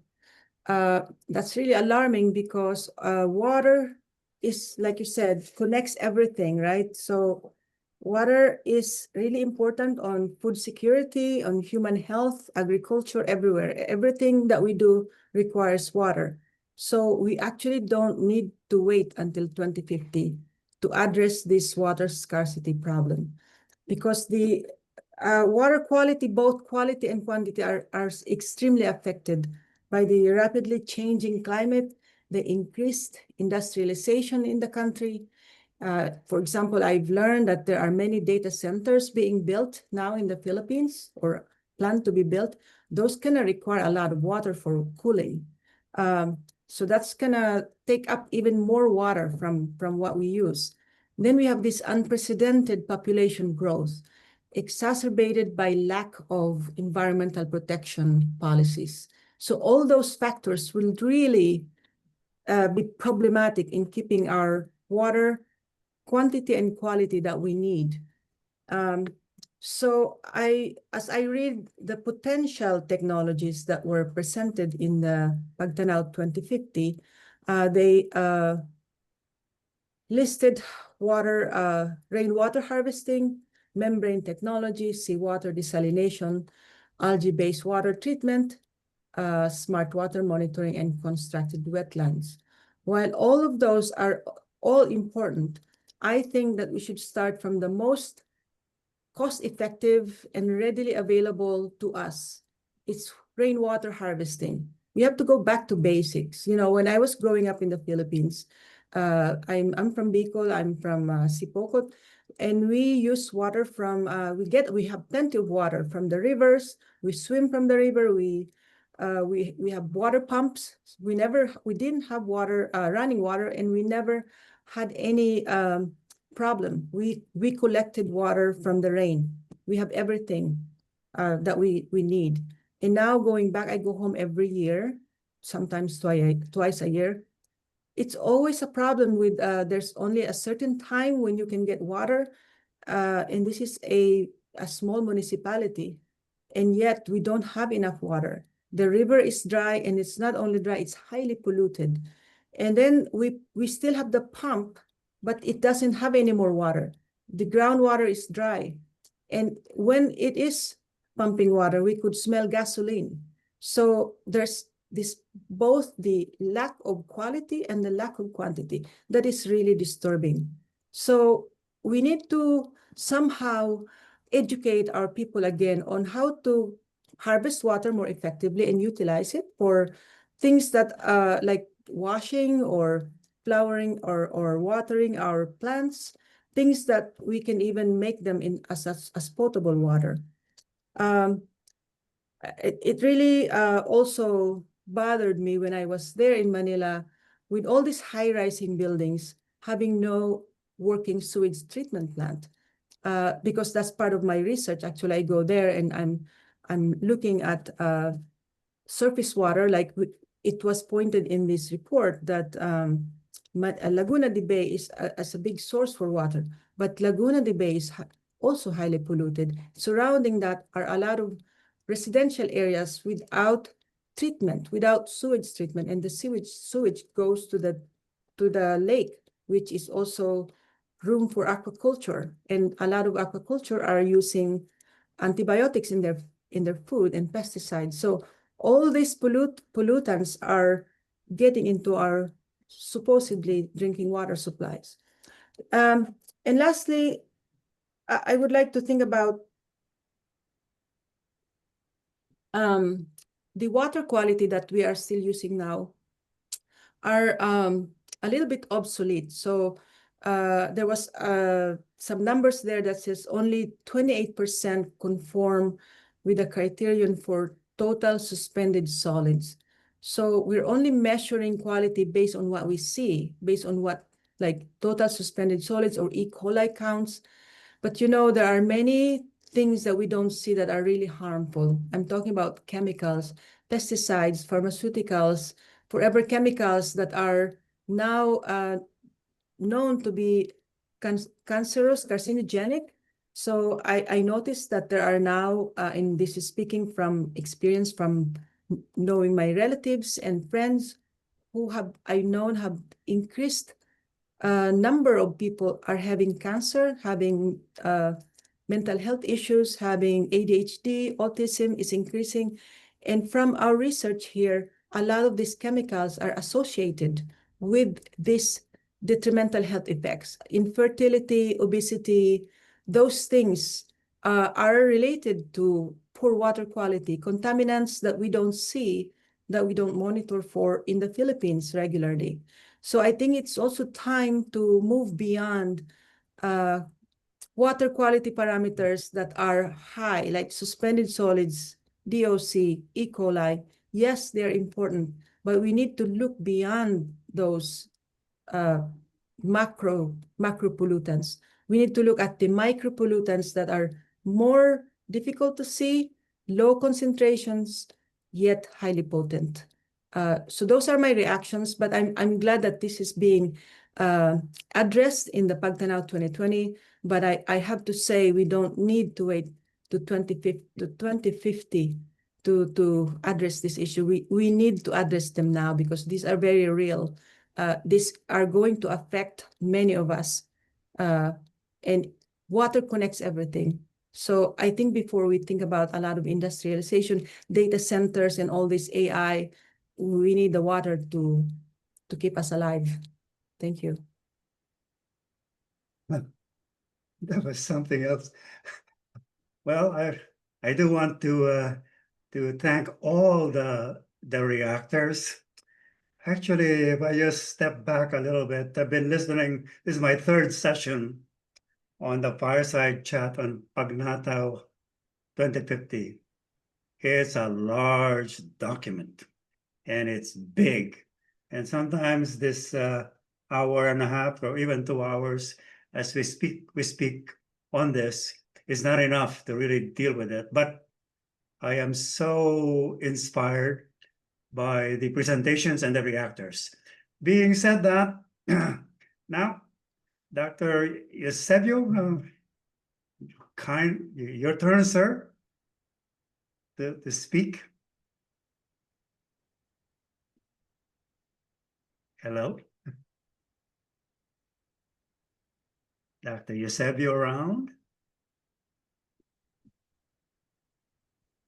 Dr. Eusebio? Ba, nawala yata yung partner ko. Nasaan na ba? Ano ba yung partner ko? All right, let me see here. Oh, let's then go to the most oh, there you go. Your mic is off. Your mic is off, Dr. Eusebio. Can you turn it on and start interacting if you can? Okay, am I audible now? Okay, so you're on. Okay, so let's now thank you very much to our esteemed reactors. So now we can entertain some questions from our chat box for your questions, clarifications, and other comments. So, Doc Billy, there are some comments on our chat box. Yes, that's right. I noticed. Well, my favorite participant here is the chair of the board, or the former chair of the board, Al Serapica. He usually can ask this question very inspiringly, but I don't know, hindi ko makita si Al dito ngayon. But I'll ask, it says, I think it's through satellite. Can you show flood control projects or the lack of it by satellite? So this is addressed to the Deputy Director of the Space Agency of the Philippines? Yes, thank you for that interesting question. I meant to actually show some of the images of the flood control projects or areas where there are flood control infrastructure. But I know that it will elicit a lot of questions. So the answer to that is yes. And the monitoring, of course, is highly dependent on the satellite sensors that we have. Some of the projects are wide enough to be seen even in moderate resolution satellite data, but some are really very small features and that you need high resolution data sources to be able to distinguish them and monitor them effectively. Al, you have your hand raised. Yes, Sure. thank you. Let's have it personally. Yeah, Dr. thanks, okay. Sarapika. Actually, Yeah. that's the current hot item here for those people in the US. This whole mess in the flood control corruption involving senators and congressmen and ghost projects. So that was a bait, actually. But really, I wanted to ask the co-members in the National Academy, Glenn, and actually, it's all the groups that presented. How do we come up with a, for lack of a better word, water management ecosystem that involves not only, of course, flood control is going to be only as part of it. I mean, we were in Israel in 2019, and we saw the 40-year program of Israel when they were starting to run out of well water, what Diana mentioned in your province, Diana. So they started to do wastewater treatment to use for Class C as irrigation, to stop drawing from wells, which is still the main source, I think, here, Academician Glenn, no? And then started to also do rain catchment and rain collection on the months of the year that there's rain. And then this whole strategy of about over 40 years, in the 70s all the way to when we visited, demonstrated that there should be a more intelligent way on where we source our water depending on the time of the year and having the facilities to do so. And also being able to demonstrate, indeed, from a satellite all the way down to drones to actual visits to manage it within the locality. Is there a plan actually or already being drafted within the PAGTANAW 2050 to do such a water management system downloaded all the way down, including the testing that Diana is mentioning? Because we do. Diana, it's time for you to become a balik scientist because we do have to take care of our environment here. I mean, you started with antibiotics, I know, but I think it's forever chemicals and all the other contaminants need to be looked at this point. We're looking at that with Manila water now. So, but is there a document that you can think of that's a holistic water management system that involves satellites, involves detection of DOCs, COCs, BODs, all the components of the wastewater, and also the placement of the rain catchment as well as the I know Mahar Lagmay mentioned the whole disaster risk reduction aspect on evacuation, but in terms of water, Academician Glenn, is there something, and Academician Benny, is there something of a document within that's a more of a drill down in our current state, that it also involves the modern technology beyond PAGTANAW 2050, because we finished PAGTANAW in 2021-22 before ChatGPT, and now there's ChatGPT, a generative AI that can help us actually analyze this whole situation. Is there now a 2025 output that we can look at the same way energy has been looked at by Joey Ocon, and have actually a net zero coalition already that's very active in the Philippines that has that documentation? So we need something similar that's already outlined in energy that can be done in water. So is that something that I think would be the next, for lack of a better word, the next version of PAGTANAW 2050 in water, that will incorporate AI testing and of course the current space data that we can utilize? I know the Project Dime Gay that Joel Marciano just mentioned to me. Clearly, all of those can come into play in crafting the next version for water management, as well as, of course, the more advanced is the energy. that Joey has already kind of intimated, but maybe Joey can also comment how that progressed over the last 3, 4, 5 years and how AI influenced the formulation of the energy policy for the Philippines moving forward. Thank you. So if you want me to begin on that, I always look at I mentioned earlier that the crisis in water, water supply, the ability to deliver to everyone, and sanitation, it's really the governance structure. Like water supply in the Philippines, for domestic water supply, except Metro Manila, we have these water districts. I think as water districts, they are now, it's like a semi-government. The water districts, the board are appointed by the mayors and so on. But how they really operate, I don't think it's like they wanted to develop the water resource from the source and then all the way to the people, but not from that, again, hydrologic units point of view, watershed boundaries point of view. It's more a political jurisdiction. If you go to municipalities or cities, water districts only provide water for that particular district and source the water from that political boundary. It's so difficult for water districts to get water from a neighboring municipality or province, much more beyond regions. Metro Manila is a different story because like we get our water from Angat Reservoir, which is in Bulacan.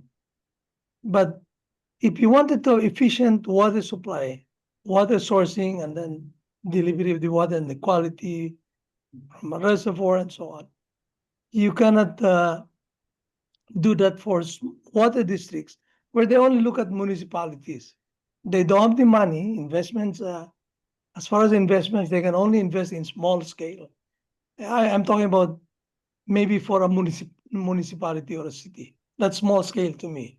Perhaps water resources system should be for economies of scale, build a large reservoir, especially in the Philippines, that we have very distinct, most vertically distinct wet and dry. You really have to store water during the the wet season for use in the dry season. Like half of the year, you have to have a reservoir that can supply the other half of the year. That's why I mentioned about hydrologically large reservoir. In the Philippines, Angat or San Roque, Angat in particular, because it's got a domestic water supply function, component, it's not even hydrologically large. You could build a bigger reservoir or a series of reservoirs. In any case, it should be changed. The water district law, the creation of water districts, I think it should be revised in such a way that we should perhaps relegate to, I know, a big portion should be the government should be able to develop the water sources, maybe trans-basin transfers in Central Luzon, for example, for Metro Manila. You can get a lot of the water from New Ecija or maybe all the way from Pampanga rather than just get it from Bulacan. But I'm talking about not Metro Manila in particular, but even other cities. Develop a big water source to be able to supply a big area. Like Bicol was mentioned by Diana, you can develop big reservoirs and supply so many towns. But no, they only have water source for a given town and that's it. So that's a very small scale as far as a given city or town. So economies of scale wise, you won't get so much water. So that's why we have a problem with the water supply. But and sanitation is a different story. But that I'll only say something about the water supply now. I'll mention about Department of Water. That should be one of the sort of an agency that will champion in developing large scale,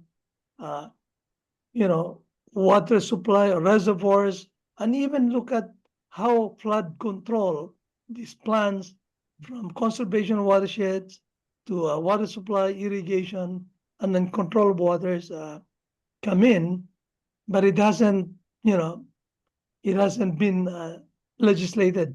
If I think about, there's a Department of Transportation who's able to plan, who's able to look at all these development as far as transport systems in the country. You have also Department of Energy. Department of Water is equally as important as energy or transportation and so on. And in fact, in the case of water resources, when we think about integrated water resources, you can really have like develop your water resource system, which is multi-purpose and is able to address all those issues from water supply, irrigation, domestic water supply, sanitation, flood control, and environmental protection. But nobody's doing that because the way the governance structure in the field is sectoral. There's an agency for irrigation, agency for flood control, and in fact, if there is really like a department who's going to do all these planning, operation studies, and so on, it can be on a continuous time basis, and then that's the basis supposedly of then getting those national expenditure programs, budget related to water. But look, we rely on master plans that's done by technical foreign assistance or every now and then episodic master plans that some of those what we call insertions in Congress or in the Senate after when supposedly DPWs came up with this budget, and then they say, oh, we need this, we need that, based on master plans 10, 15, 20 years ago, that they are no longer relevant or current as far as that's concerned. In any case, I think it's a big story or a big discussion needed on this. Thank you. Yes, have you want to call on the next Inquirer and Reactor? Can I give an input? Yes, Dr. Camisa, go ahead. Yeah. In the US and higher latitude areas, the main source of fresh water is actually snow. Snow in the mountains. And so you store fresh water during the winter. And when spring comes, when they are needed, then the snow melt and the fresh water becomes available. In the Philippines, we have a lot of rain. And I was just wondering whether it's feasible to have a storage area for rainwater every town, so that when there's a need, during the dry season, then they can get their water from these storage areas. So I was just wondering about the future of that. Thank you, Dr. I'd just like to, from a medical standpoint, being a doctor, I paid close attention to Dr. Aga's comment with regards to, of course, the importance of water. Our bodies are made 70% of water. And at right now, it is, floods are there. And then we have apparently a commission to find out what happened with the flood control projects of this and that. Dr. Guillermo Tabios' idea, I think, needs to be moved more into the limelight.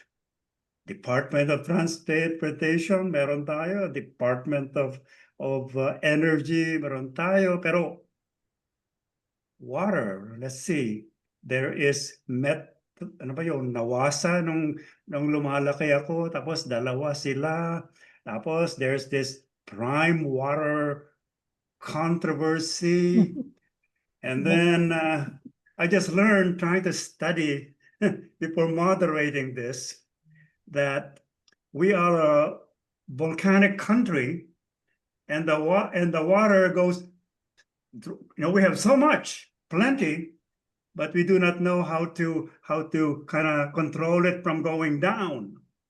But with a Department of Water, well, okay. And then the idea, again, from a doctor's point of view, that quality, antibiotics. I remember Jose Rizal describing the pigs floating on the Pasig River in Nolemi Tangere, and the Pasig River, how dirty and polluted it is. But I don't know what it is. But then let me just, Dr. Eusebio, Yes, sometimes I Billy. get carried away with this conversation because they're very instructional and all of that. Yes, right, Doc Billy. Actually, Dr. Aga's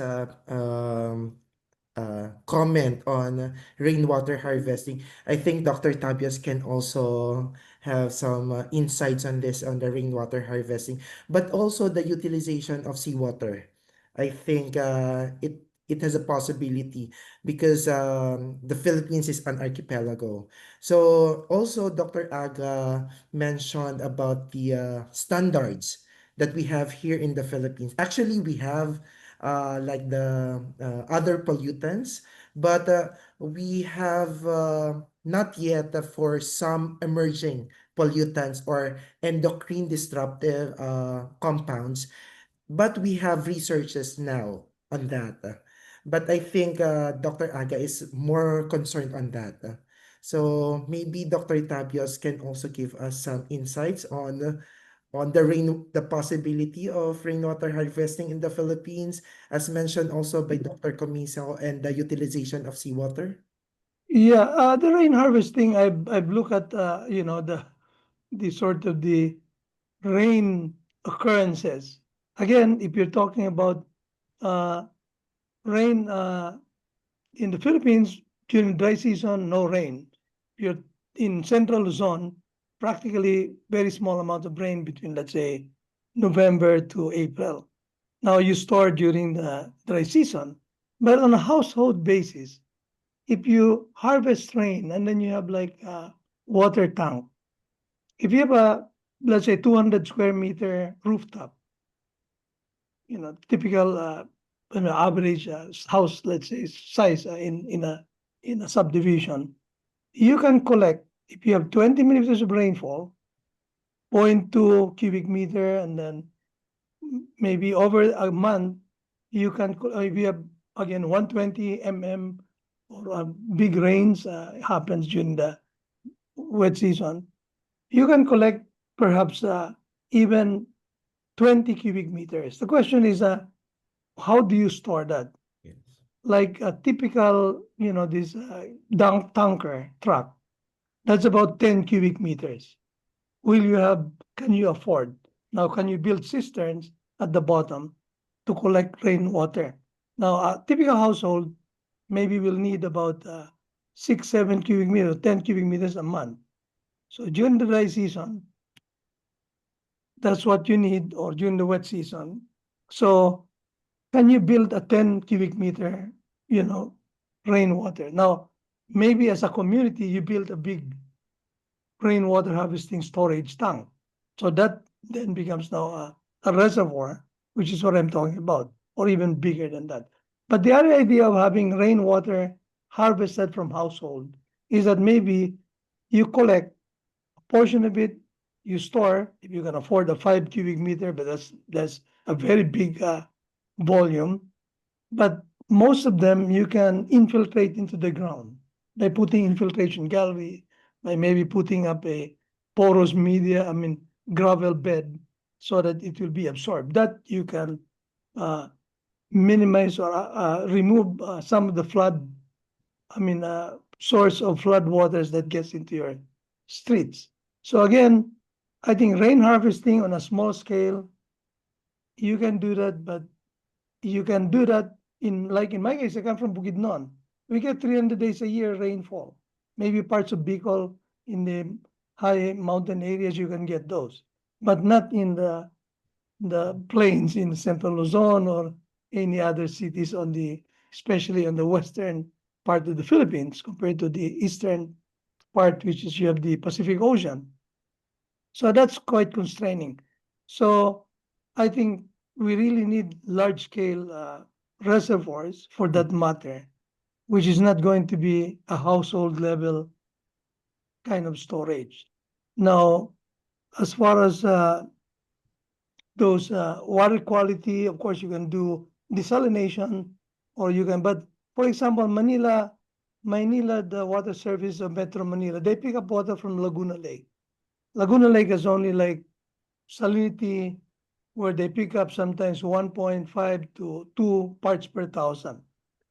They spend about 60 pesos to treat the water, as opposed to maybe only 5 pesos per cubic meter if it's coming from Angat.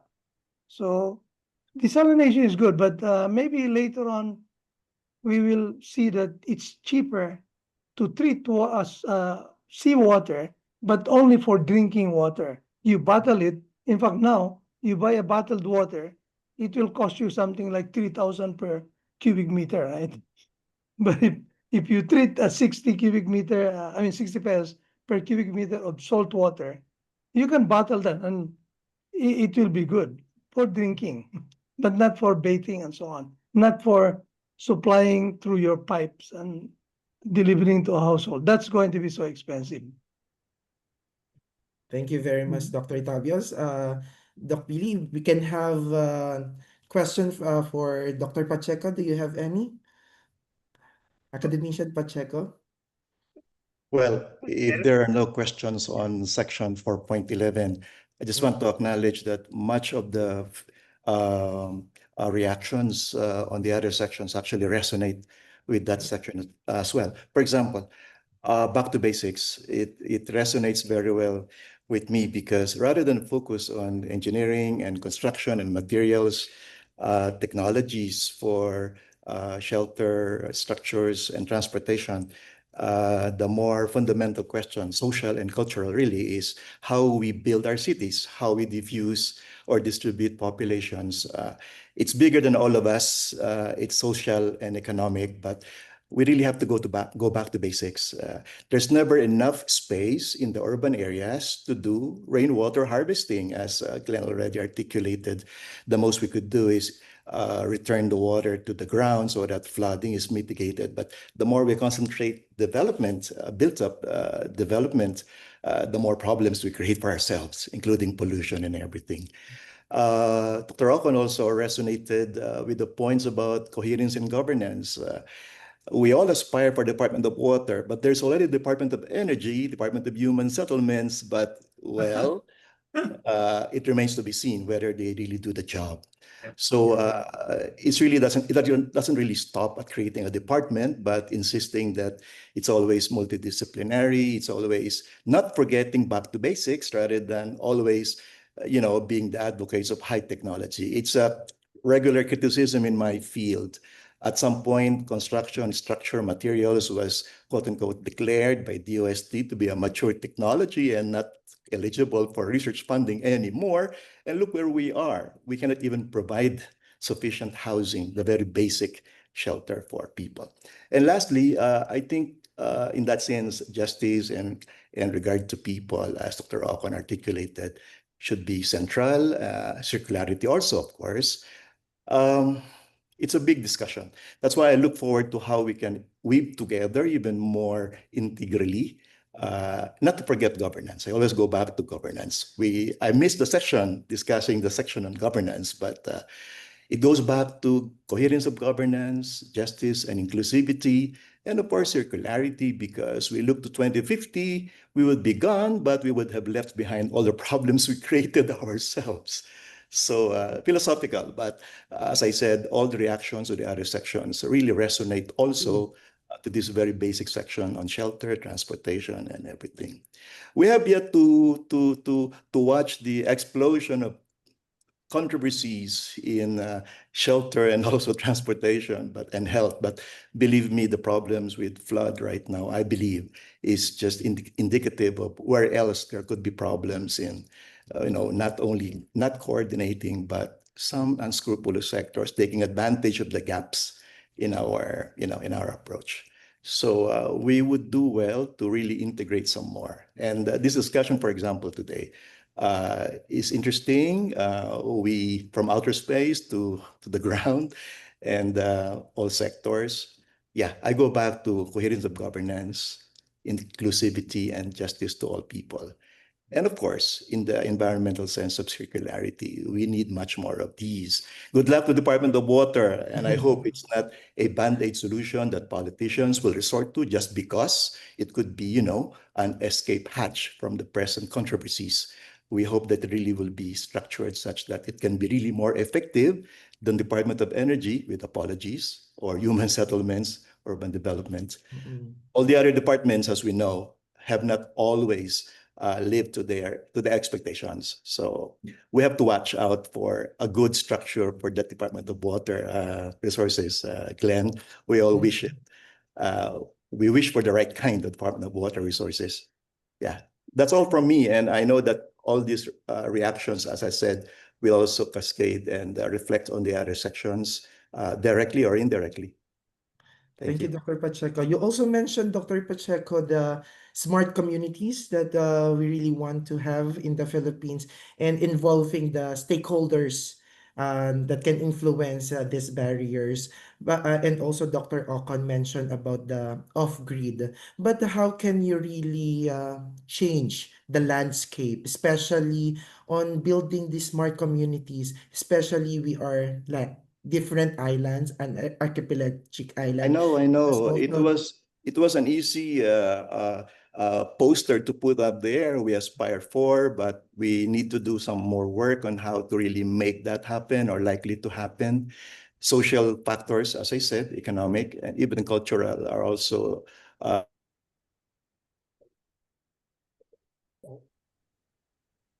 think Dr. Pacheco's internet I froze. believe, There you more go. operational strategies in the near and medium term. Smart communities won't just happen just because we think AI will automate many things. Culturally, though, and economically, do we have the momentum or even the direction to get there? So the how is still in the works. I shout out to Dr. Padolina and all the others among us. No, I don't think PAGTANAW 2050 in its current shape has articulated enough, but well, it's a work in progress. That's why I guess we're here. Thank you very much. Well said, Dr. Pacheco. So, Doc Billy, do you have other comments? I'm torn in trying to end this or to continue. Oh, let me see. One more question before we do our ceremonies to end. There's this the question here on the chat box on the West Philippine Sea and the resources that are available to it. The question is, I guess this is addressed to Dr. Ocon. Question essentially is are there more resources in the West Philippine Sea than what the Malampaya field have now? Is Dr. Ocon still available to respond to that question? He has answered a little bit, but that's and then the question is militarily, politically, how do we get it? So that's is Dr.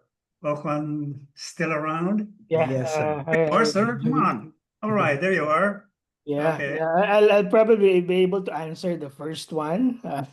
Yeah. Not sure if I'm in a position to answer the second question. So, according to estimates from DOE and then from other energy industry players, indeed there's a possible large reserve of oil and gas condensates in the West Philippine Sea. It's estimated to be around four times of the entire proven reserves of Malampaya.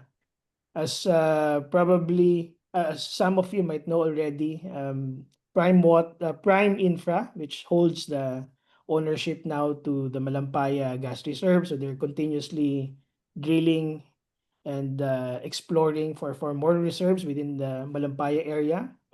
Of course, at the moment, we don't have the capability to drill and get samples, get data from the West Philippine Sea, especially in the contested areas. So it's gonna limit um, it's gonna limit our actions in terms of being able to tap these reserves unless we, we try to take it back. And I'm not sure what would be the right response diplomatically and militarily to that question. Dr. On the Eusebio, it's other been a hand, sir, we pleasure. still have the Benham rice in the other side of the Pacific. There could be potential reserves also for gas or even oil. But of course, this remains to be seen because we just have estimates, and it's very expensive also to map the area and really measure the actual reserves. Dr. Eusebio, it's been a pleasure being the co-moderator with you this evening. So I'll let you have the floor to thank our distinguished participants on both sides, the presenters and the reactors. So, sir, the floor is yours. Thank you very much, Doc Billy. The certificates. Thank you, sir. Thank you to our esteemed speakers and reactors for your active engagement and participation, especially to our online participants for your questions, comments, and other insights. Now, at this point, on behalf of PAASE, we would like to acknowledge and recognize the efforts of our resource speakers for taking the time and effort to discuss and talk about the key operational areas embodied in the PAGTANAW 2050 document. So now we will be awarding the certificate of appreciation to our esteemed speakers. So let me read the citation. Certificate of appreciation is presented to, first, Academician Guillermo Q. Tabios III for being our research speaker at the Philippine American Academy of Science and Engineering in partnership with the National Academy of Science and Technology Philippines, or NAST Philippines, during the third of a special four-part Fireside Chat series on PAGTANAW 2050, the Philippine Foresight on Science, Technology, and Innovation, held on September 12, 2025. Presented this day, September 12, 2025, with our deepest gratitude and signed by the PAASE President, Dr. Gladys Cherries J. Completo, and the PAASE Vice President and PAASE President-elect, Maria Margaret O. Peña. Thank you very much. Thanks so much, Dr. Eusebio. Yeah. Thank you very much, Dr. Guillermo. Our next certificate of appreciation is presented to Academician Benito M. Pacheco. Thank you very much, Academician Pacheco. And the next one is Dr. Gay Jane P. Perez.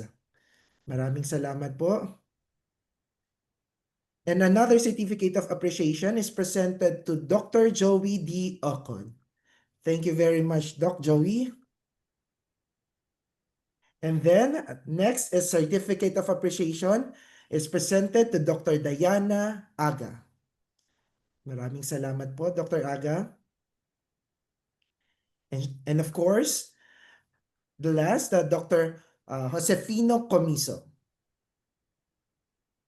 Thank you very much, Dr. Comiso.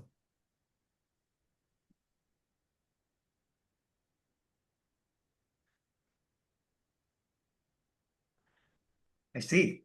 All right.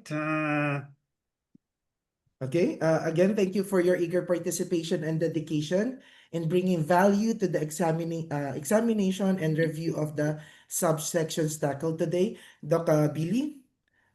Yes.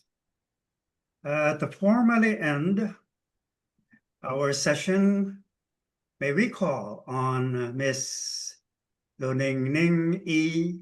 Samarito Domingo, Director of the National Academy of Science and Technology, Philippines, to deliver the closing remarks. Ma'am, the floor is yours. Magandang umaga sa ating lahat. On behalf of the National Academy of Science and Technology Philippines, I would like to sincerely thank everyone for participating in this special fireside chat series on the theme PAGTANAW 2050, the Philippine Foresight on Science, Technology, and Innovations. This series serves as a meaningful platform to engage the members and esteemed partners of the Philippine American Academy of Science and Engineering, or PAASE, in the external review of the PAGTANAW 2050 documents. As we prepare to update this STNI Foresight document, your insights, reflections, and critical recommendations are invaluable. They will guide us in refining the document to ensure it remains responsive to both current and emerging global and national challenges. Let me extend our deepest appreciation to Dr. Gladys Cheris Completo, President of PAASE, for graciously accepting our invitation to partner us on this initiative. We are also grateful to all our resource speakers, reactors, and moderators whose expertise and thoughtful engagement have enriched each session. Maraming salamat po for your time, commitment, and generosity in sharing your knowledge. We look forward to furthering this collaboration as we continue to build a forward-looking, inclusive, and evidence-based roadmap for science, technology, and innovation in the county. Muli, maraming salamat sa lahat at mabuhay po tayong lahat. Thank you very much, Director Luningning, for that closing remarks. And with that, we officially close the third session of PAASE Fireside Chat series with a focus on the sections of PAGTANAW 2050, the Philippine Foresight on Science, Technology, and Innovation. To stay updated on PAGTANAW 2050's events, kindly follow all of its social media accounts shown on screen, along with PAASE's social media. On behalf of PAASE and our partner agency, the National Academy of Science and Technology, we extend our sincerest gratitude to everyone for their active participation, value-adding dialogue, and commitment to a foresight-driven Pilipinas kung mahal. We look forward to meeting you again for the last session is September 19 to dig further in the remaining sections of PAGTANAW 2050 document. Thank you very much, Doc Billy, and it's also my pleasure to be your co-host today. And before we finish this event, may we have a quick photo op with everyone. So can we request everyone to open their cameras and give their best smile for our quick photo op. Good afternoon po. I will take the picture po. So, kindly open your cameras na lang. Yan po. First page po. Ready? Sige po. Let's wait for everyone. Yan po. I'll be taking the picture. 1, 2, 3, smile.